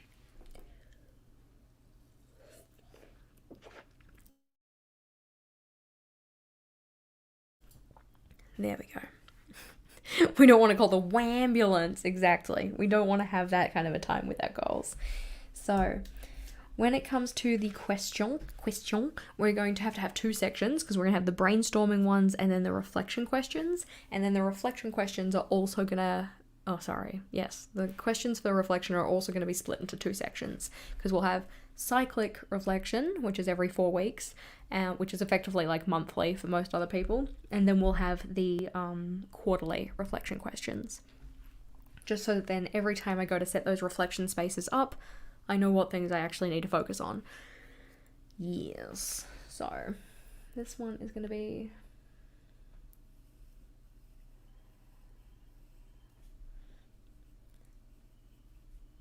brainstorm.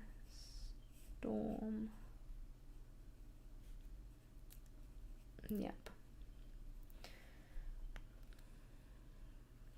Questions. QUES. T is big, IONS. See, the thing with this, with sketching this out, and again, I know you can't really see it, and I apologize for that. The brightness is hard to deal with. But when I actually go to put these in, I'm going to have to erase this pencil anyways. Because to put down the strip of color, I don't want to do that over the top of of penciling in. Otherwise the pencil becomes very hard to erase, and that's not really the business.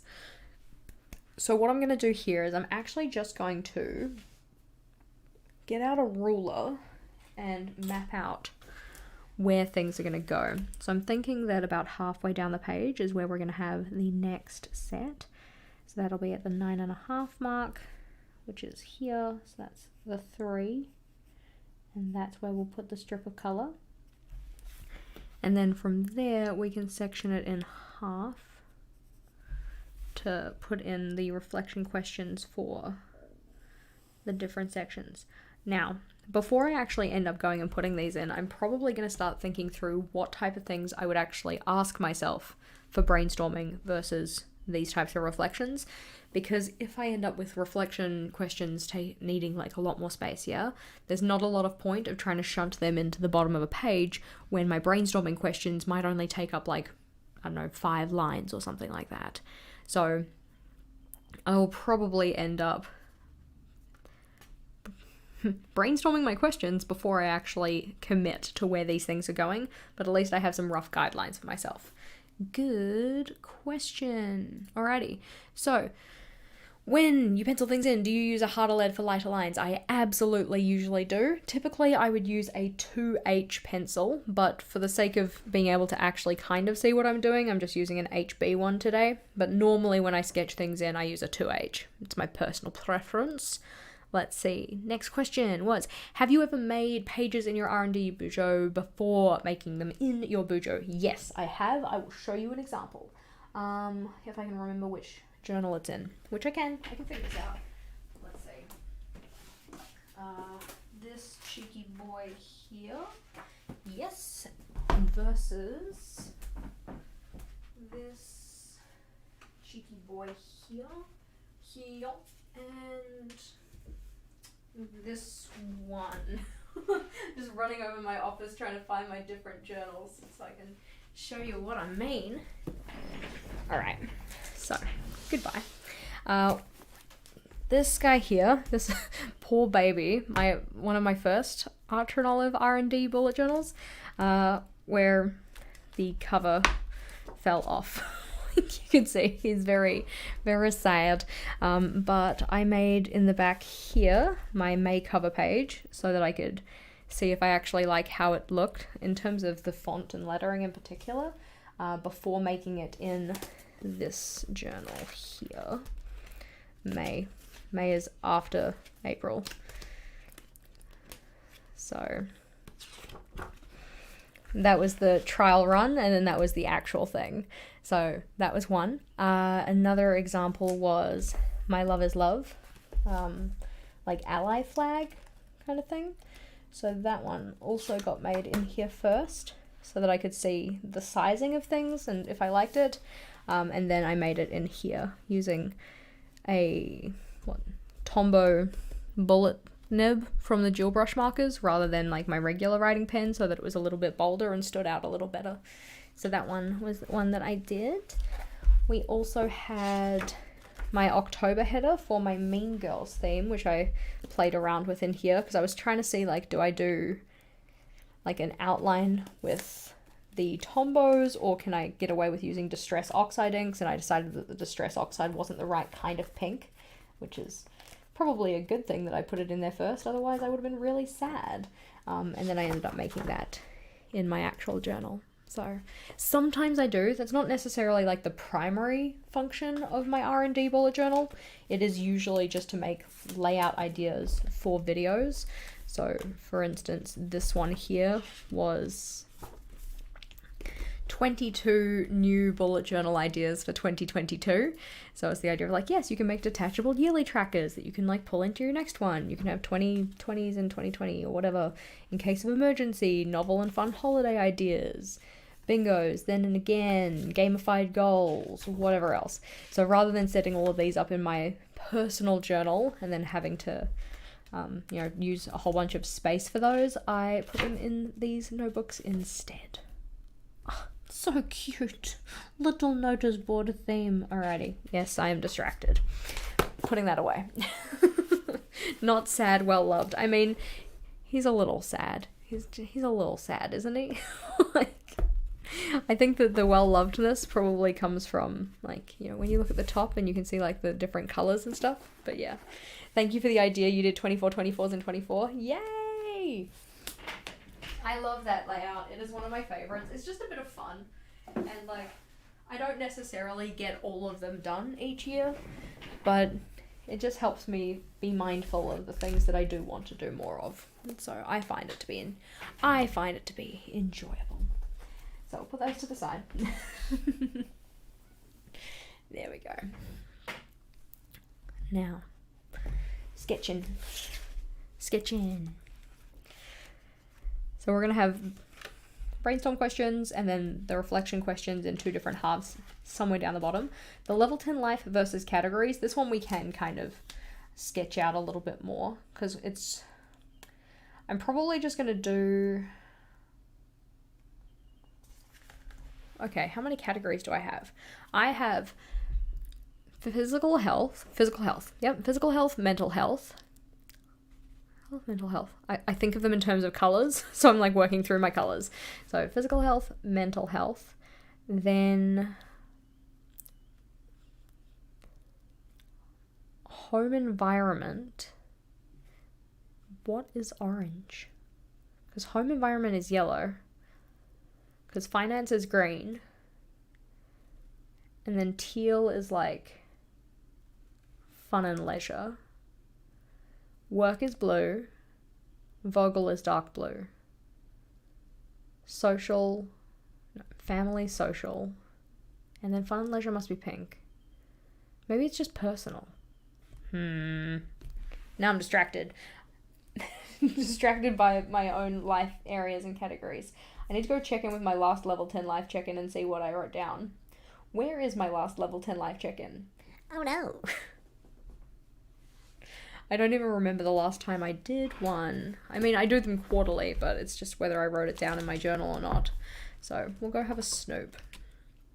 It would have been before October. No, I just wrote down my goals. I didn't actually do my level 10 life. That's a little bit strange. That's a little bit peculiar. That's suspicious. Oh well, I've forgotten. I'm sure I'll be able to find it somewhere. Let's see. I can just pull it out of my brainstorming book because it's in there. There we go. Though I don't think I put fun and leisure in this one either, did I? I can't remember when I actually started including it. It's probably part of the problem. So, physical health, mental health, personal development. That's the one. Finances, Vogel, social, family, fun and leisure, home environment, and work. So I did put fun and leisure in here. I must not have put it in the actual journal, was probably the issue. So, yeah, it is what it is. 1, 2, 3, 4, 5, 6, 7, 8, 9, 10. Oh, I actually have 10. How nice is that? At least this is related. Yeah, true. It's a related distraction. So I'm thinking that I'm going to have header and then a break, because I usually put a break in because if it's like level 10 life I wouldn't want it to start right there. So then I'll have my 10, so 1, 2, 3, 4, 5, 6, 7, 8, 9, 10 for my different categories, and then I'll have to have my rating scale. 1, 2, 3, 4, 5, 6, 7, 8, 9, 10. But then we have 1, 2, 3, 4, 5, 6, 7, 8, 9 spaces left over. That's very upsetting. So, do I want to just make it one big level 10 page, have a double line spacing for each of the categories? Or do I want a double line spacing for each of the descriptors? One of them is going to get a double line spacing. I'm just not sure which one it is yet. So I'm going to put it in here. 1, 2, 3, 4, 5, 6, 7, 8, 9, 10. And I can probably put in actually a small subheading for each of these. So, subheading. And then that will be the dot. And then we need to erase all of those. Where is my eraser? I know that I'm explaining this very poorly. It's just because I'm trying to think through it in my mind. In my mind hole. My mind hole. So, to recap what I'm talking about here, I effectively want to have it so that I have my level 10 life categories and my level 10 life ranking descriptors on the same page. I have not yet at this age decided if I want to have just a simple list of my different categories or if I want to have like a little explanation of them. And I also have not written out what my level 10 life ranking descriptors are, so I don't know how much space they need to take up. If the rankings take up too much space, they are going to be the ones that take up a double line, which means that they will go in this bottom section here, sub headers. If they don't take up too much space, if they're going to just take up a little bit of space, then they can go at the top, and then my categories can go down the bottom with a bit of explanation. So right now I'm just writing in the word subheading for each of these so that I can actually figure out which one is which. 1, 2, 3, 4, 5, 6, 7, 8, 9, 10. That's like perfect spacing. Very good. Yes, print out your rankings. I will be. I will be doing that. I just need to make sure that the wording of them still resonates, because if you've been here for a second, we do technically have a printable of some description. I can't remember which one it's on, but in that printable we talk about the different level 10 life like ratings and what they could actually mean. Let's see. Can I find that? It's in freemium somewhere. Goal setting and planning? Would be in some kind of like a goal setting workbook type thing, nah?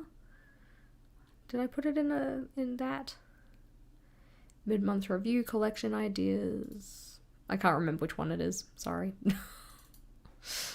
It's on one of them. Somewhere.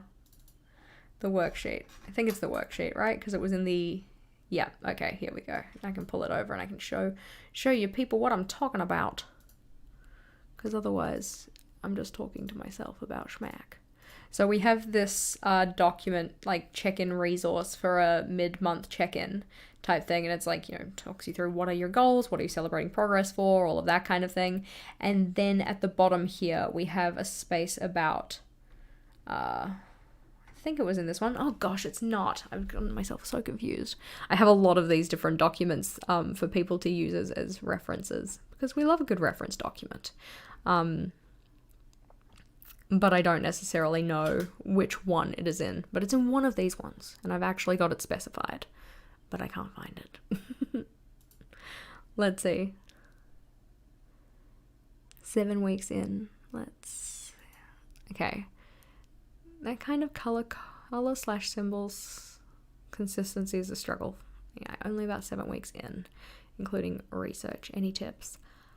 I don't quite know which part you're referring to here. If you're talking about like which color means which life area, yes, having a reference for it is super, super helpful.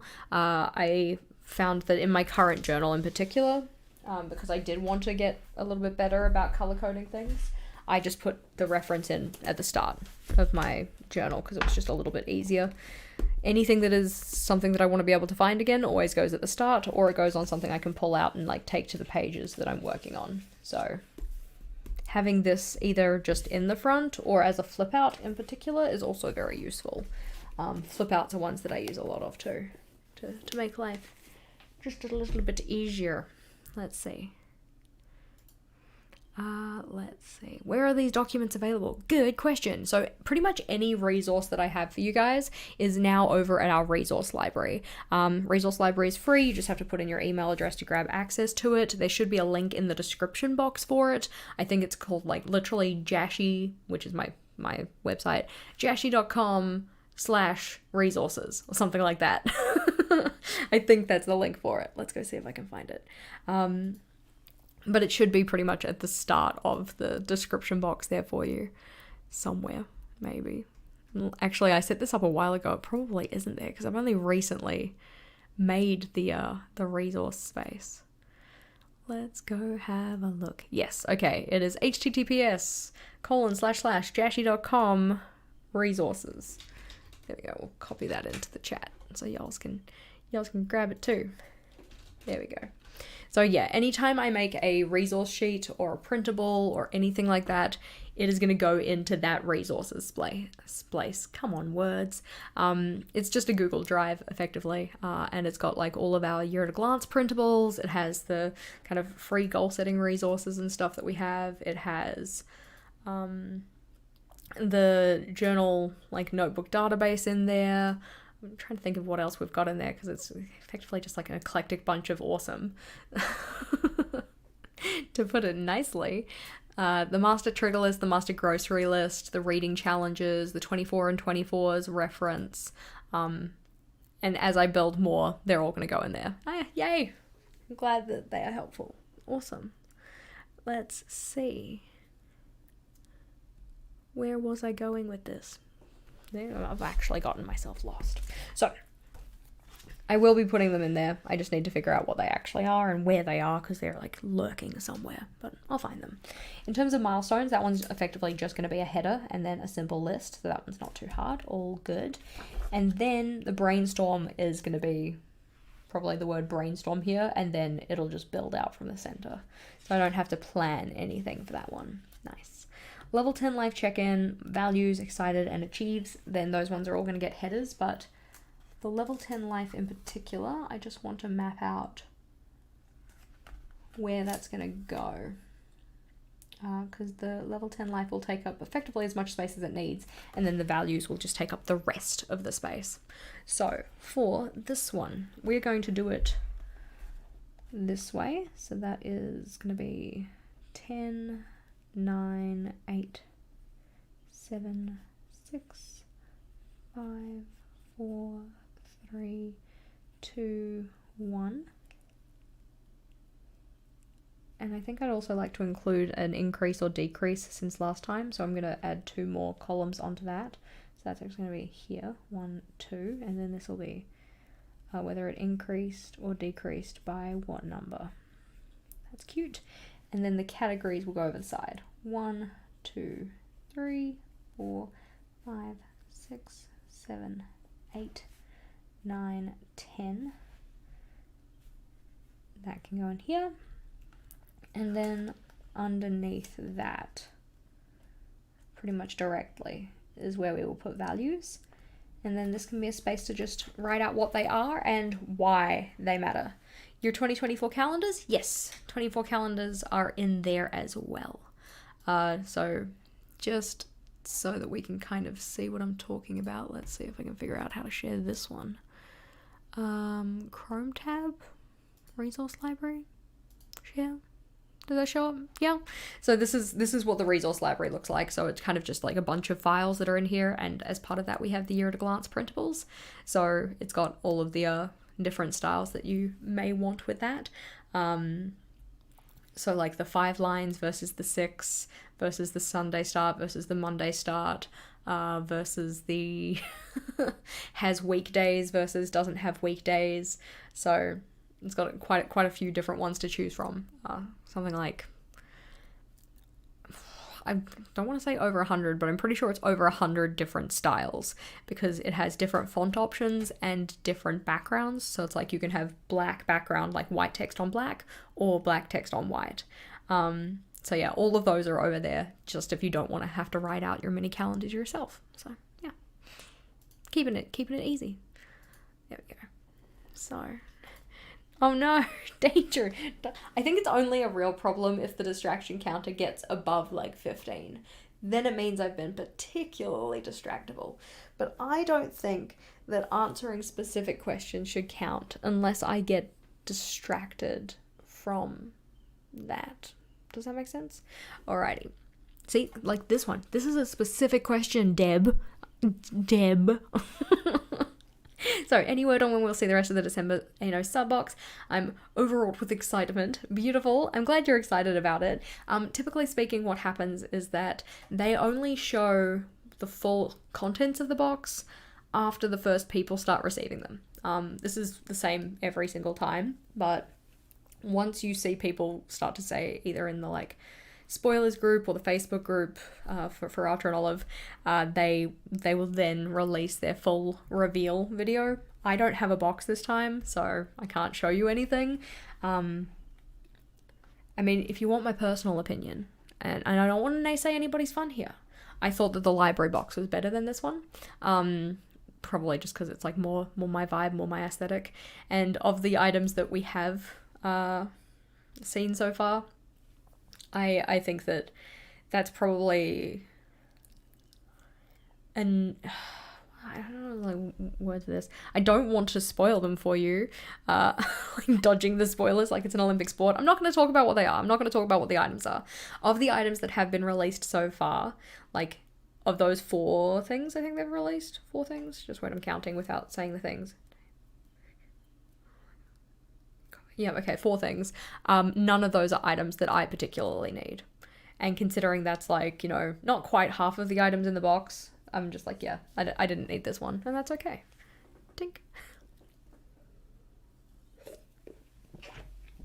That being said, it is certainly somebody's aesthetic. Very, very pretty. Very, very cute. Just not mine. Not like, okay, that's not completely true either. It would be my aesthetic. The items are just not my kind of vibe. Yeah, there we go. If you do want to see any kind of spoilers, then you just jump over to the Archer and Olive website. They have a blog post that reveals 4 of the items from the box, but it's only 4 of the items from the box. It's not all of the items in the box. But we'll probably see all of the items from the box at some point this week, because usually it's about the 6th-ish that the sub box goes on sale for new subscribers. But don't quote me on that date. That's just like an average, if that makes sense. But yeah, the library box was great. I really loved that. I mean, like, obviously I'm using one of the journals from it to do my reading journal, and this was actually from a sub box as well, though I felt like this box, the box that this one came in, this journal did not fit the vibe of the box. But anyway, so my values are just going to get listed out here and then have some kind of like description with them. Similar idea with my excited about and my achievements list. It's just whether I want my achievements to go halfway down the page. I think I probably do, because these ones are a little bit more freeform. They don't need to be in very specific set places. Whereas my level 10 life, I'm like, you're only going to take up that much space.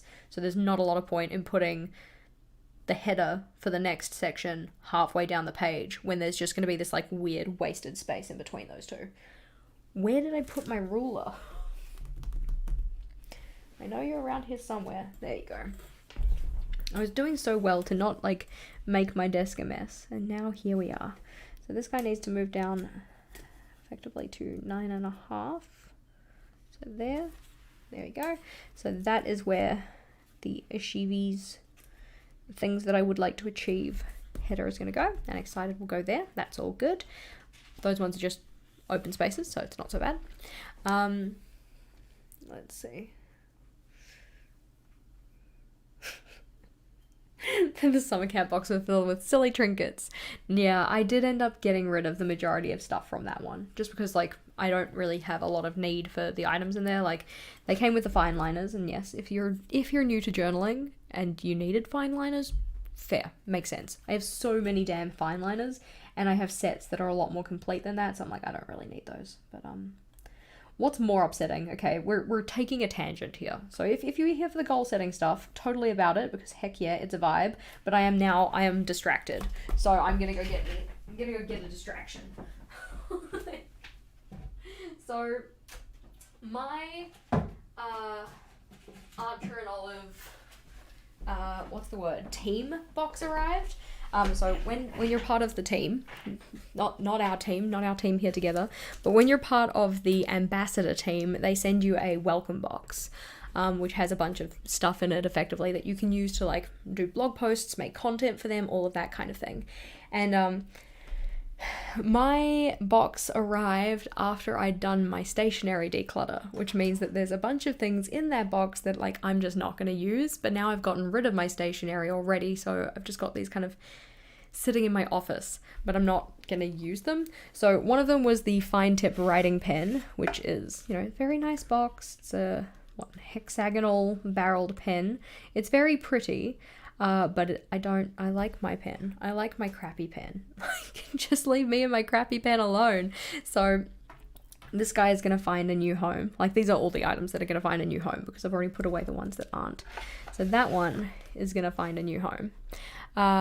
Another one is the Sunset Breeze acrylographs. If you've seen that stationery declutter video, I got rid of all of my acrylographs. They're all gone. I didn't keep any of them. So these guys are going to need to find a new home as well. I don't know. It's like a cute color palette, but it's not, the pen type is not for me. I don't use paint pens.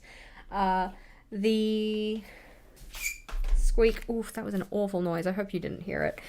They also sent me the Valentine's Day set of acrylographs, which I don't know if I had these ones previously, but I got rid of all my acrylographs, so I don't need to keep these. So I'm gonna need to get those ones going to a new home. Now, okay, I'm gonna give you some hints about this. And another item that they sent me was what I would call my nemesis. All right, you can give your guesses in the chat here. So they sent me 2 of the same item. And both of those items, that item is nemesis, all right? What is Jess's nemesis item that you know, hands down, she would not keep if they sent to her? The item that it's like, absolutely not. This is not staying in my collection. Don't even look at me. 2 packs of gel pens. Because we know how much Jess loves gel pens. Jess can't get rid of a notebook, even if it's a black paper notebook. Like, you know, blackout notebooks, they're only nemesis in the fact that I have to use these kind of things to write on them, but I'll keep the paper for other things. Gel pens, though, I can't get behind. Like, they're lovely pens, and they do work nicely, as far as gel pens go, but I can't with gel pens. So these 2 are also going to be finding a new home. So far we've got, like, this much of my box that they sent me that, like, I'm not to say I'm not appreciative. I love it when people send me things. It makes me feel very special. But you know what? These are going to go to a new home, and the people who get these are going to feel so very special. That is for them. And then the other item that they got me that's possibly not staying is the set of Sunset Breeze calligraphs, only because I already have these. I collect all of the calligraphs. And these colors aren't necessarily, like, ones that I intend to use a lot. So these ones are probably going to be finding a new home as well. Okay, so this is the stuff that's finding a new home. Let's see, why the gel pen hate? That's a great question. So typically speaking, when I use gel pens, the thing that I find is that even though I give them a crap ton of time to dry, you know, I do the good thing, they always transfer to the other side of the page for me. I don't know how to get it so that they don't, and I'm probably doing something wrong, but I just can't get them to work. Like, yeah, it's the transfer. It's the transfer that I can't deal with. Also, it's the dry time. I find that gel pens like this you do have to wait for, and I'm a very impatient person. So these guys, these cheeky boys, again, not sad that I got sent them, very appreciative, just not for me, so they're gonna go find a new home. In terms of stuff that they sent me that I am keeping, like, you know, if you're curious about those ones, I'll go grab some of those out. Let's see. I can show you the world. Shining, shimmering, splendid. They gave me a traveler's notebook in purple, which is a very pretty color. So this one's got that little star sunburst type deal on it. No, that's not focusing. So that's this guy here, which is very pretty. So that guy, he is staying, but because again, just can't get rid of notebooks. It's a very pretty purple. So this one is staying. They gave me, scroll across. Diggly-dee. Not that one. Trying to find the specific one that I got sent. This guy and this guy.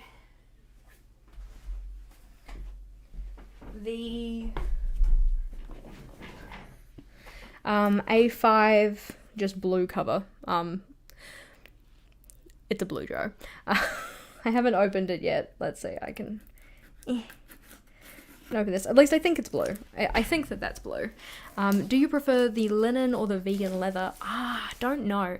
I do like the vegan leather, but it needs to be a specific type, or rather there needs to be ones that it isn't the specific type of. The vegan leather they used on the Plant-Based Bride notebook, I found that one very easily got dinged up, so that one's not my preference. But the vegan leather that they used on the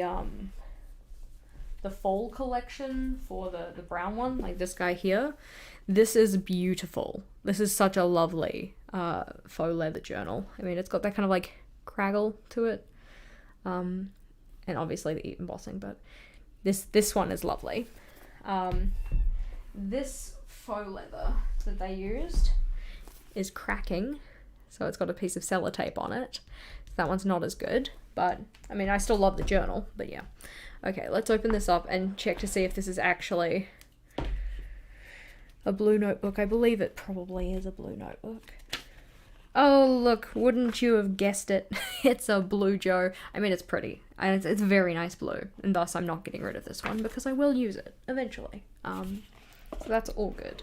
And then the other notebook that they sent me was the white ampersand one that they give the ambassadors. So this is a B5 notebook with the white faux leather cover and this guy here.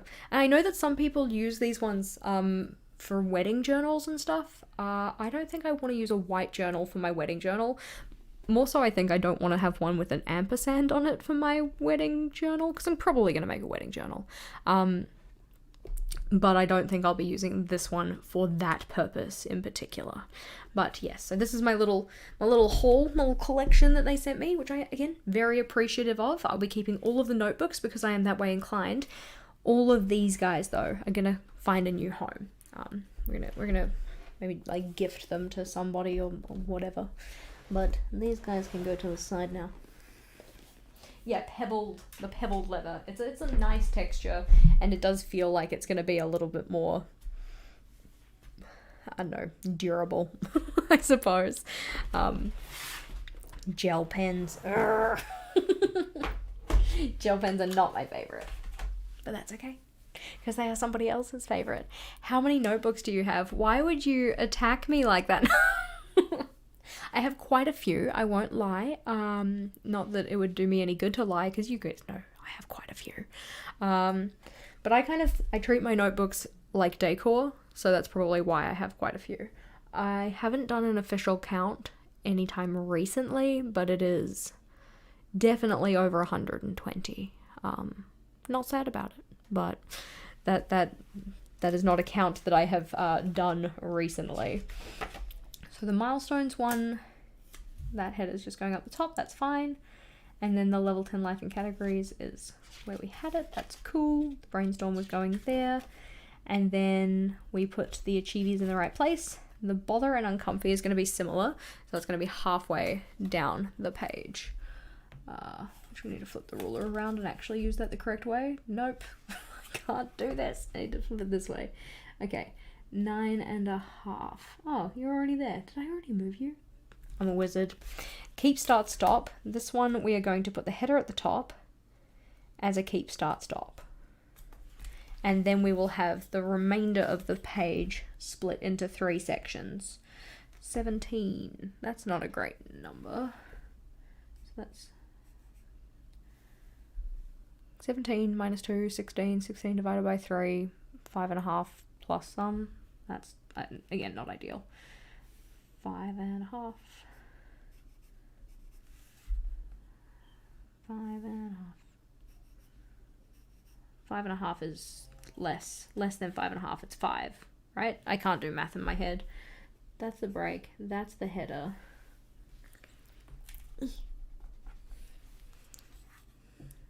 5. There we go. That looks about right. So where the X's are, or where my different headers are going to go. Yeah, I can't do do maths. Yeah, no. 17 minus 2, when I say 2, I mean 2 dot grid spaces. I don't mean a count of 2. Sorry. I'm effectively subtracting apples from oranges here. Don't worry about it. I know that my math is right. It's just not right in terms of what other people are thinking. It's like 17 minus 2x equals 16, where x is a half. Anyways, so that is going to be keep, stop, start, or whatnot. Cute. And then after the keep, stop, start, we have the themes, the goals, and the epic. But those ones get planned out as I actually do my goal planning. So I don't need to ahead of time specify where each of those sections go. Yay. How exciting. Yeah, I'm glad that makes more sense because, yeah, math on stream is not a good time. math in general, I quite like. But trying to do maths in front of other people, absolutely not. Anywho, team. Tink.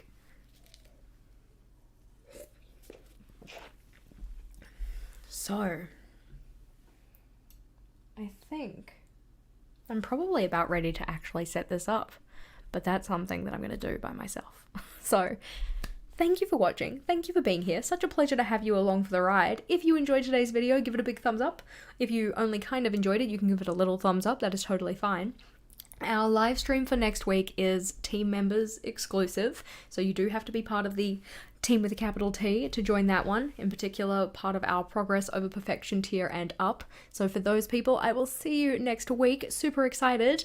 And then the week after that will be our last live stream of 2023, which I hope you're excited for because it's another one that's actually goals oriented and there won't be any distraction counter in that one. That one's just full-fledged, all blown goal time. Alrighty guys, bye for now. Have a good rest of your day.